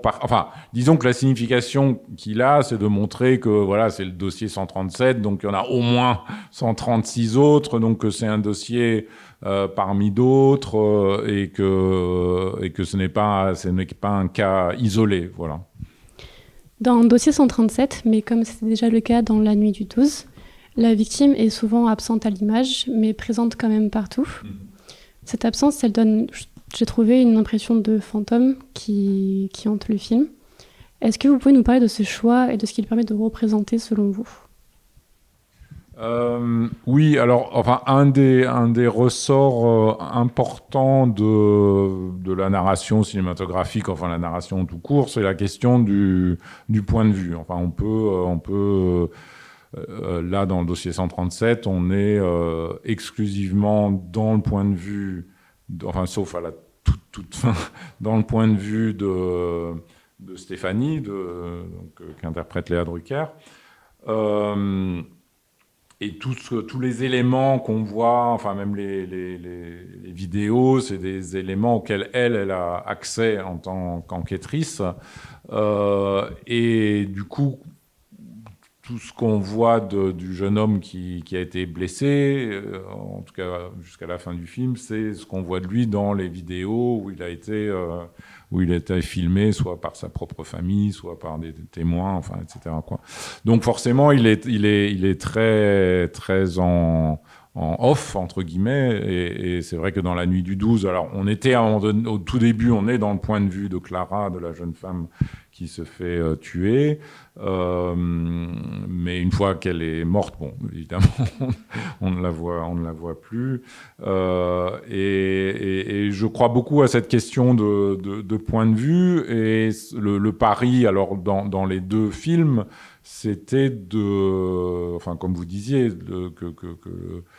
qu'il fallait pas pour autant qu'on oublie à un moment donné ces victimes et se dise notre héros c'est l'enquêteur ou l'enquêtrice, et finalement les victimes ne sont qu'un prétexte pour s'intéresser aux policiers ou à la policière qui mène l'enquête. Donc c'était important de faire en sorte qu'il soit toujours présent. Alors il est aussi présent, enfin la victime dans La Nuit du 12 est aussi présente parce qu'on sent qu'elle hante l'enquêteur qui s'appelle Johan, donc Bastien Bouillon. Et là, c'est un peu pareil. On sent que c'est une affaire qui finit par obséder un peu Léa Drucker et qui fait que la victime est toujours présente. Et justement, vous le mentionniez, mais à la fin du film, le point de vue change dans le sens où vous donnez la parole à Guillaume, la victime. Qu'est-ce que vous vouliez peut-être réparer ou souligner après avoir justement fait vivre son absence tout au long du récit ?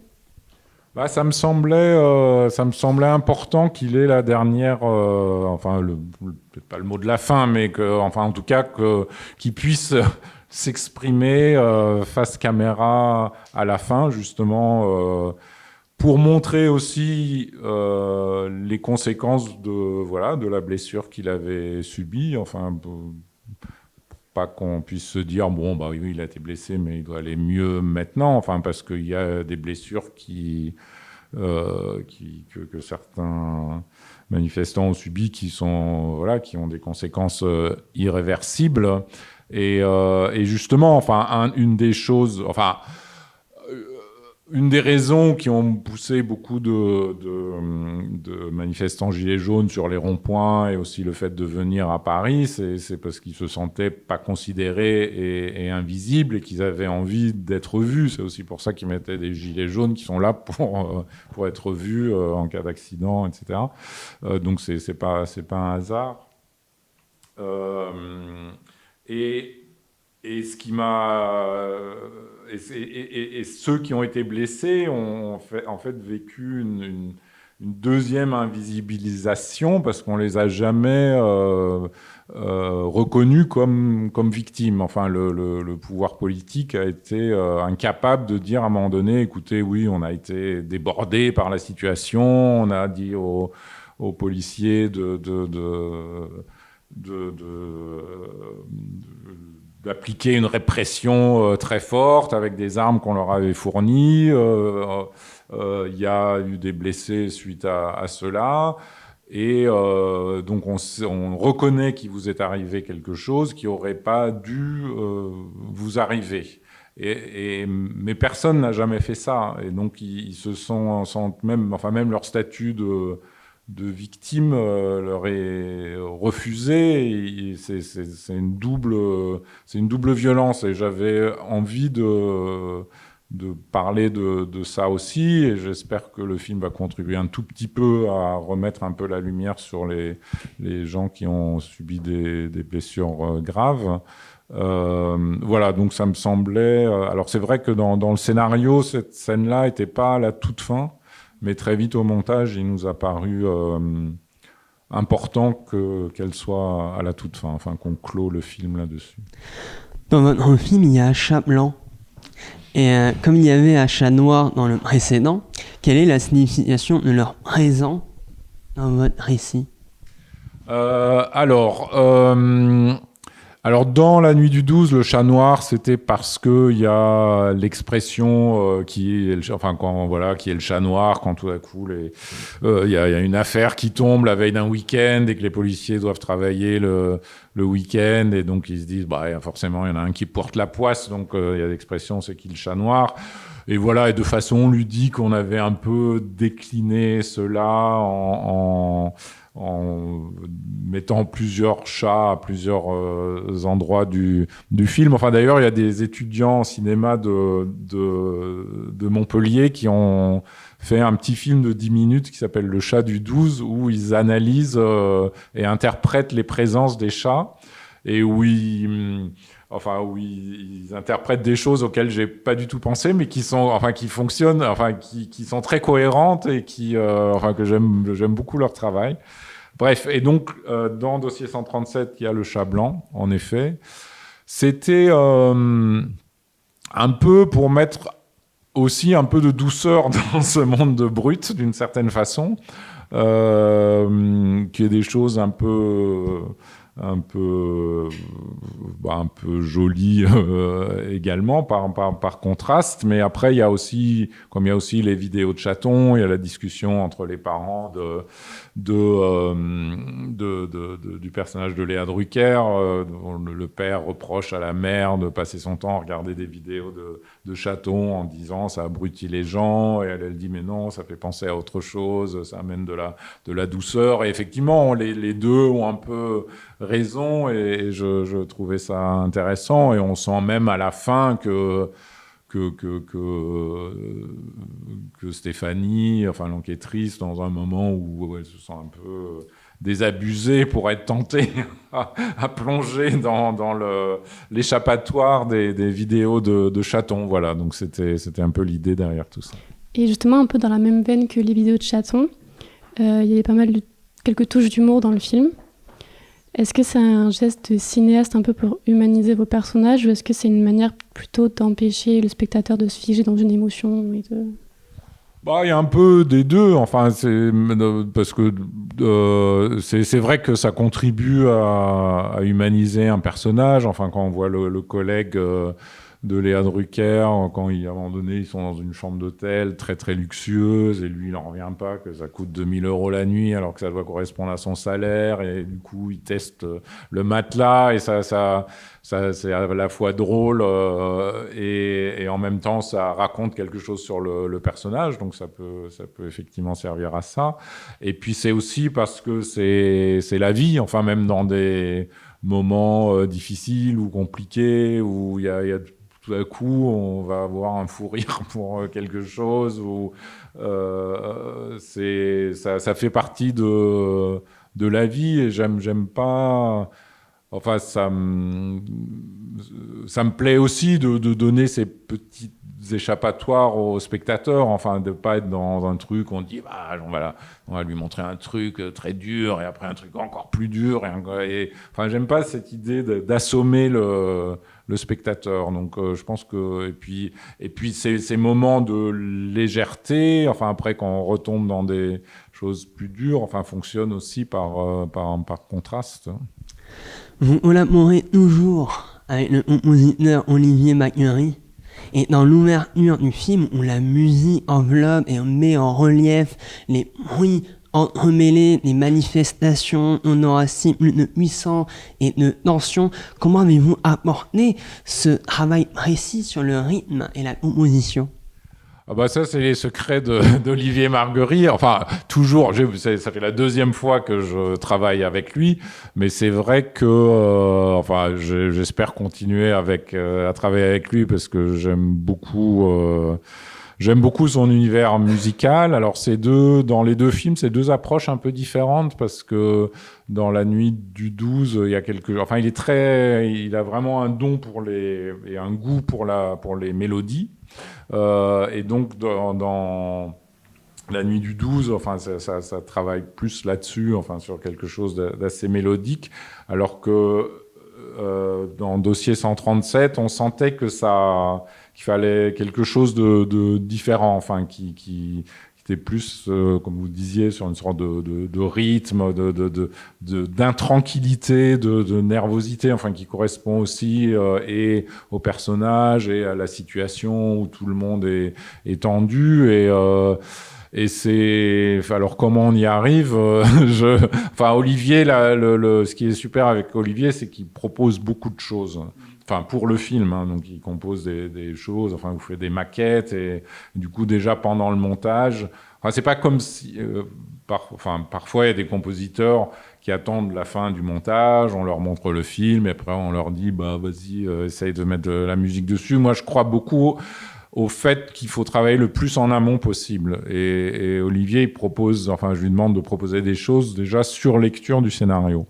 Et après, l'avantage, c'est que pendant le montage, on a des éléments déjà à notre disposition qui ont été composés pour le film, qu'on peut essayer. Et très vite, on voit, ce morceau-là, il se passe vraiment quelque chose quand on le met sur cette scène-là. Celui-là... moins, ou on ne sait pas trop où le placer, et ça permet déjà de donner une direction, et à partir de là de déplier les choses et de les développer. Et c'est vrai que Olivier a une force de proposition très très très forte, ce qui est très très agréable. Quelles sont vos attentes pour la sortie de votre film, étant donné que votre sujet est très actuel, pensez-vous qu'il puisse avoir un impact particulier au moment de sa sortie ? Alors ça, c'est une bonne question. Enfin, toutes vos questions étaient bonnes, hein, c'était pas pour... mais disons que... Enfin, je pense que c'est un peu... illusoire de penser qu'un film peut réellement changer des choses. Après, je pense qu'un film peut... enfin, surtout quand il s'agit de sujets comme ça, enfin, qui concernent beaucoup de monde, enfin, le rapport avec la police, peut inciter déjà à la réflexion, à peut-être revoir un peu ses positions sur certaines choses, idéalement à mener à des échanges, à des discussions, de rapprocher des points de vue. Enfin, on est dans un monde qui est de plus en plus clivé et clivant, et où la détestation des points de vue différents vient très vite. Et c'est un peu ce que dit Stéphanie à un moment donné. Enfin, si un point de vue différent n'est vécu que comme quelque chose d'hostile, comment on tient ensemble, et pour moi la question de comment on tient ensemble, comment on fait société est évidemment intéressante, et donc j'espère que le film va pas être rejeté par ceux qui disent c'est trop gentil avec la police, ou ceux qui disent c'est trop critique envers la police, enfin, mais que ça puisse inciter à des échanges, à une réflexion sur le rôle de la police. Mais c'est peut-être un peu naïf, je ne sais pas. Avez-vous déjà un nouveau projet en préparation ? Non. Alors, il y a des réalisateurs qui ont des projets plein les tiroirs, et à peine ont-ils fini un film qu'ils ouvrent le tiroir et pof, il y a le prochain qui sort. Moi, je travaille pas, j'ai jamais réussi à travailler comme ça. Enfin, quand je travaille sur un projet, je suis entièrement dévoué, concentré sur ce projet-là, et jusqu'à la fin. Et c'est seulement donc qu'on l'a fini fin avril. Bon, après il y a eu Cannes, il y a eu plein de choses, il y a eu, voilà, faire la bande-annonce, enfin il y a toujours maintenant il y a le service après-vente, donc il y a eu le service après-vente, l'accompagnement du film pendant les avant-premières, il y a aussi des festivals à l'étranger, les sorties à l'étranger, donc tout ça prend du temps. Après, évidemment, j'ai toujours les sens en éveil et en ébullition et quand je lis il y a aussi cette déformation professionnelle que dès qu'on lit un livre, on se pose tout de suite la question, c'est adaptable ou non? Est-ce que c'est intéressant à adapter? Donc parfois, je me dis, tiens, est-ce que ça pourrait être une piste possible? Mais j'ai pas encore une vraie idée de départ pour le prochain, mais ça viendra. On finit toujours par la même question dans The Cinema Show. Quel est le dernier film qui vous a particulièrement marqué, que vous l'ayez vu au cinéma ou à la maison? Alors, le dernier film qui m'a marqué, parce que je l'ai vu très récemment aussi, c'est Une bataille après l'autre de Paul Thomas Anderson, qui est un film très... à la fois très audacieux, très libre, très singulier, parfois déconcertant, parce que au début je n'arrivais pas à comprendre si c'était du premier degré, du second degré, j'ai eu même du mal à rentrer dedans, et puis finalement il y a un moment où ça emporte le morceau et où j'étais dedans, et c'est vraiment... j'aime bien être... finalement, le fait d'être décontenancé, ça a quelque chose de stimulant aussi, parce que ça veut dire qu'on n'est pas dans un schéma de sentier battu qu'on connaît. Et voilà, donc j'ai trouvé vraiment ce film vraiment passionnant. Alors, Dossier 137 est toujours en salle. On vous encourage pleinement à aller le découvrir, car c'est un film électrisant, marquant et haletant. Merci beaucoup. Merci beaucoup. Moll. Avec grand plaisir, merci à vous, merci pour vos questions. On remercie encore Dominique Moll pour cette belle interview, ainsi que Clémentine, Maxime et Simon pour la fabrication de cette belle interview encore. Il est maintenant temps de passer à ce que vous attendez nous et toutes, le top de la semaine.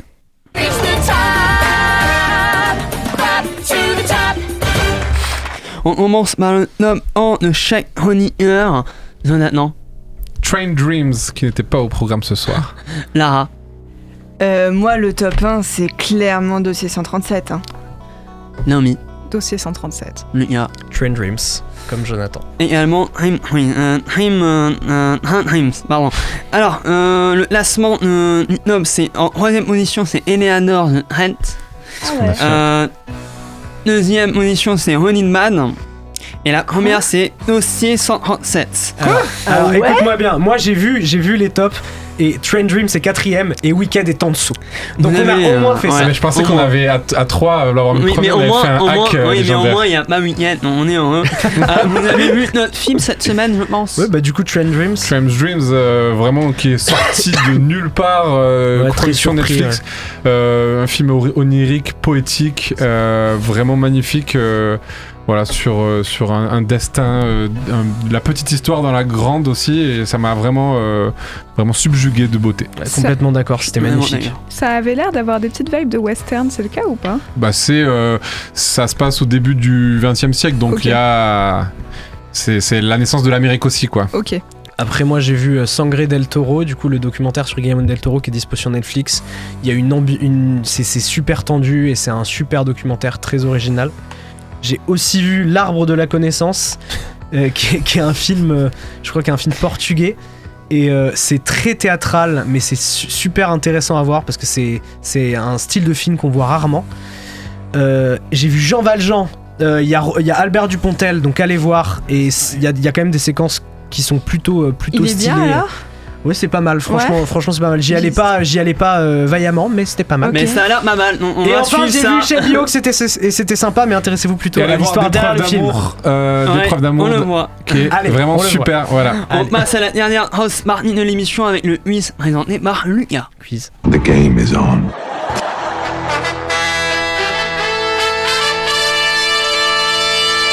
It's gonna be legendary. C'est la mer Noire. C'est votre ultime bafouille. I am sure, et alors I am tout à fait sure, que j'ai raison et que vous avez tort. Oh my god. What? No. Oh, hi, Mark.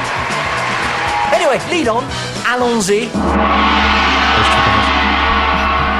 Salut à tous. Alors, on se retrouve pour ce quiz. D'un côté, Jonathan et Clara avec Jonathan en chef d'équipe et de l'autre, Lucas et Naomi avec Naomi en chef d'équipe. C'est Naomi. C'est Naomi la chef d'équipe. Alors, quel est le titre de ce quiz? C'est un jeu de mots avec un des films de la semaine.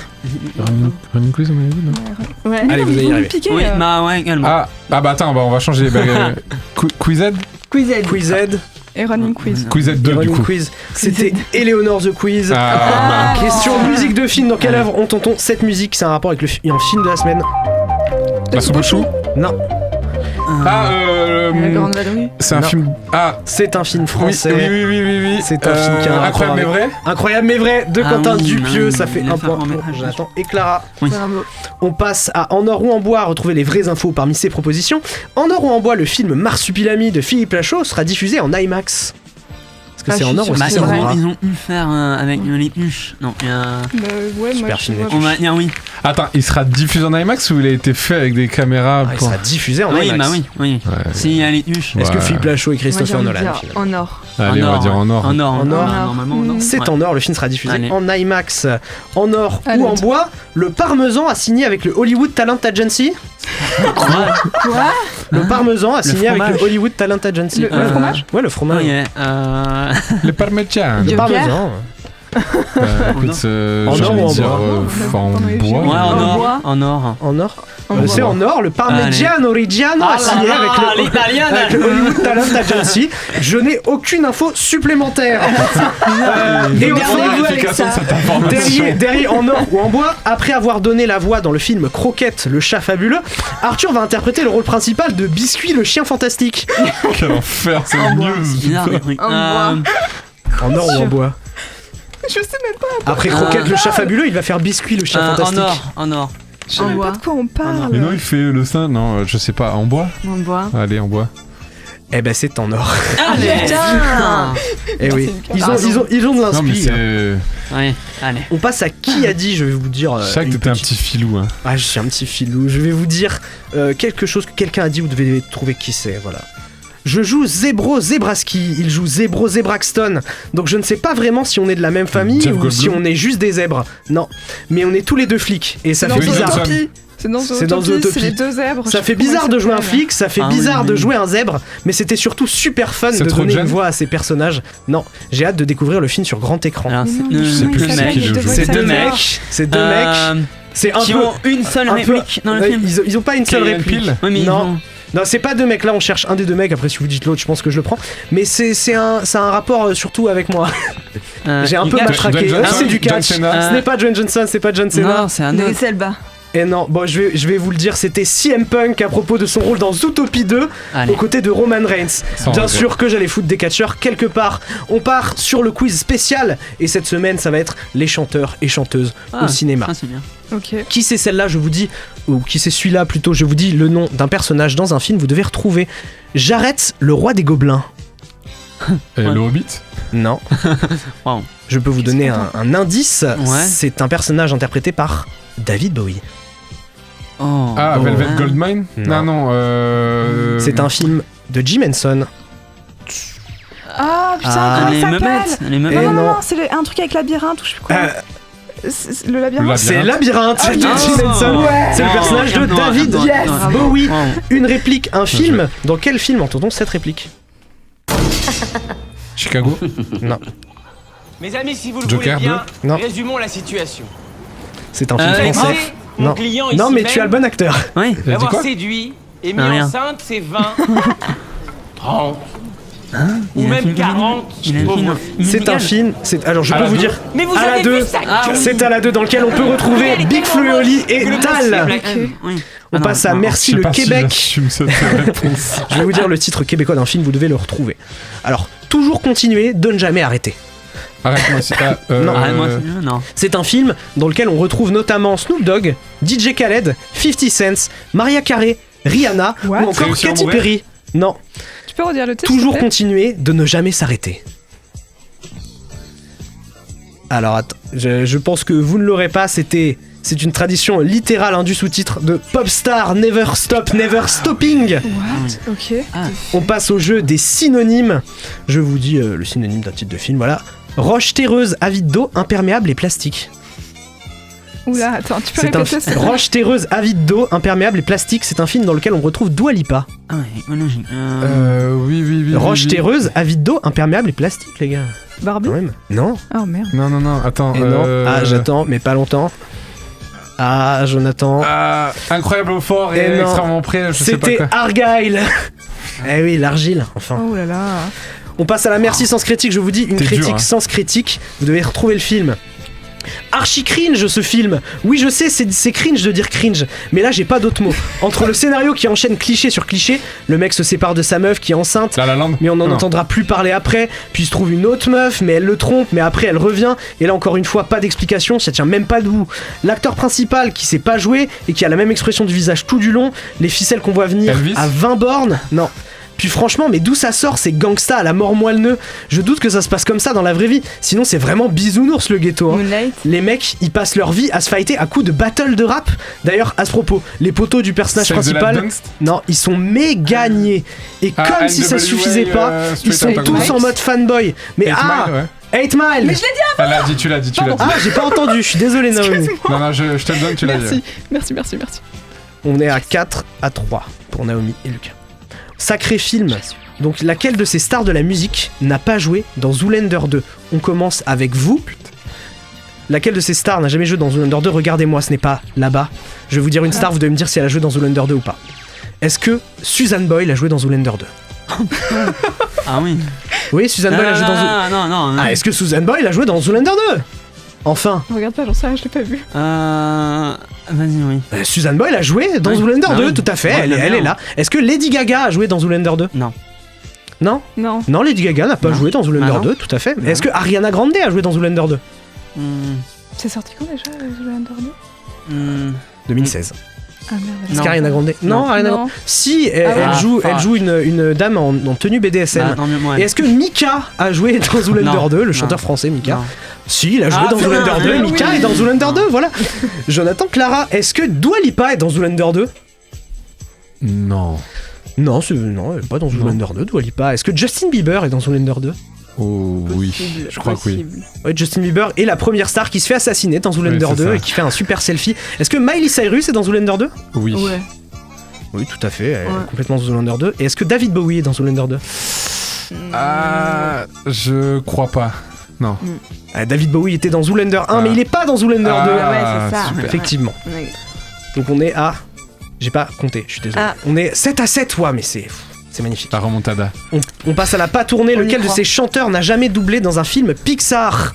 Est-ce que c'est Grand Corps Malade? Est-ce que c'est Charles Aznavour? Est-ce que c'est Louane? Est-ce que c'est Jennifer? Ou est-ce que c'est Angèle? Qui n'a jamais doublé dans un film Pixar?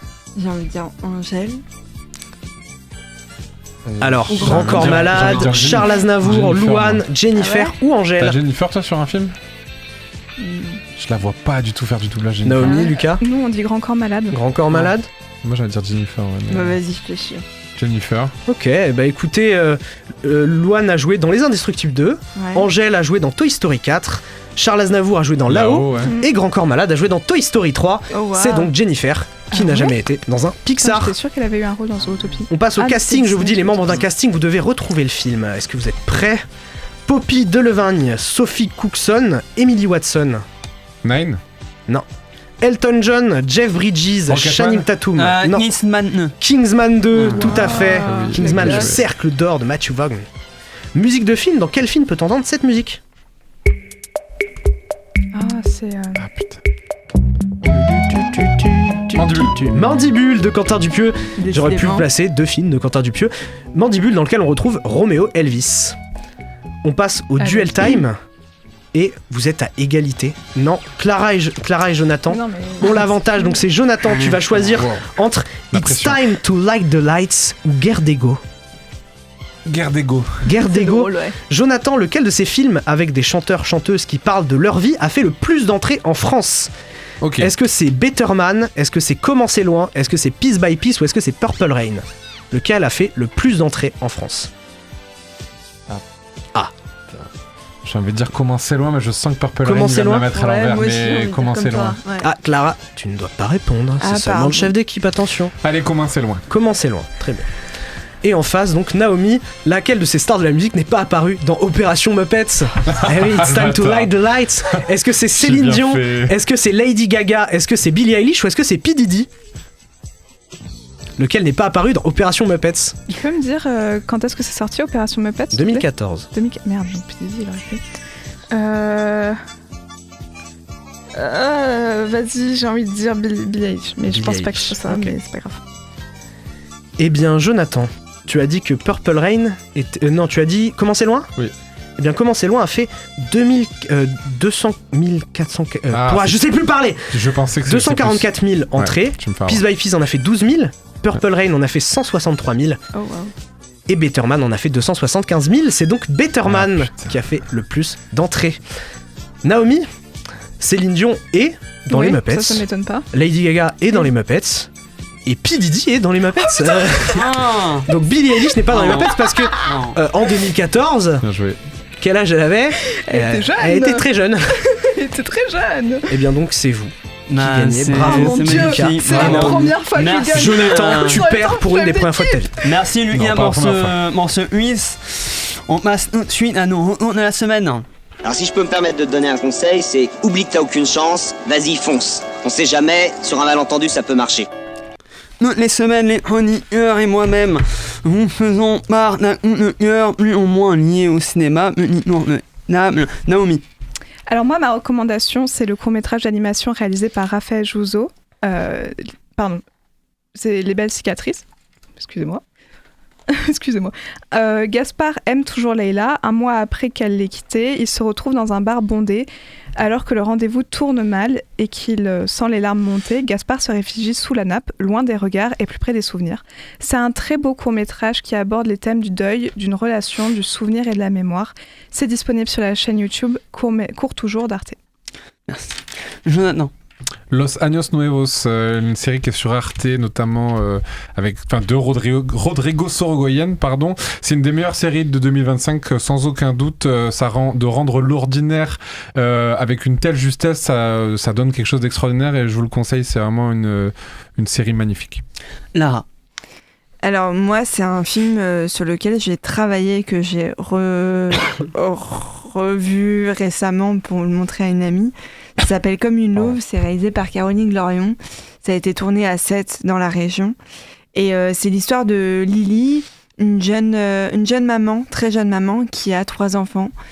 Et Lily, elle a toujours un peu galéré dans sa vie. Elle a été trimballée en foyer.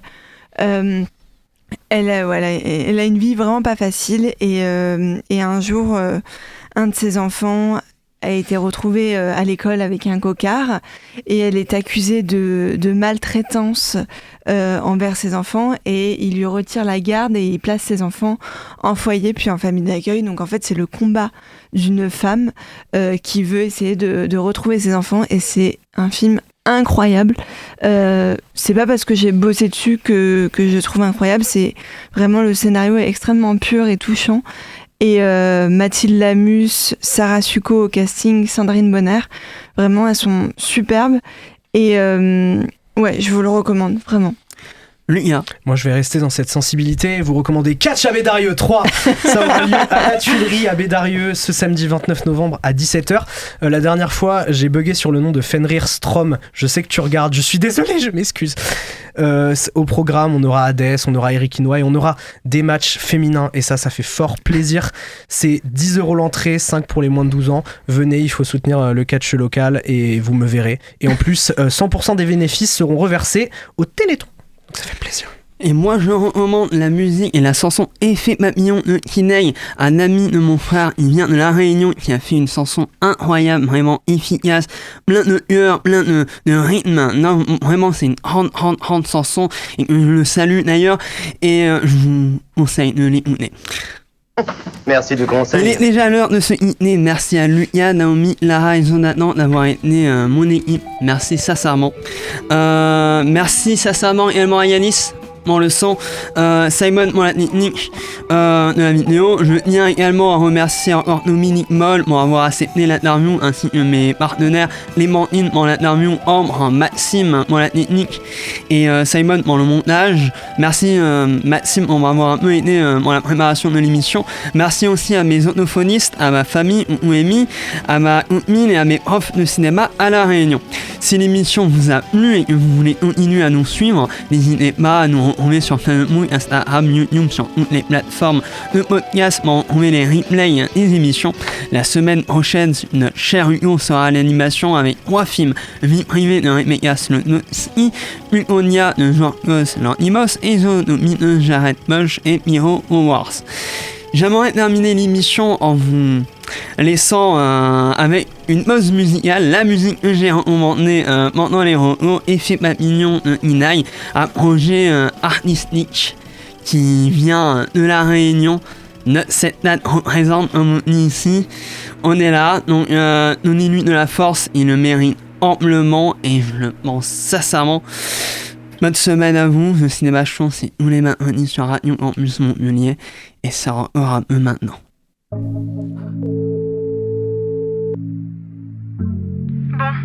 c'est la 3e fois que je t'appelle. Réponds-moi s'il te plaît. Tu me manques. J'en peux plus, t'es encore merdé. Je vais pas pouvoir continuer, je suis désolée. Passé, souvenir, ça reste. On s'allie, on se déchire, tout s'arrête. Les grès viennent dans le tard, c'est l'effet papillon.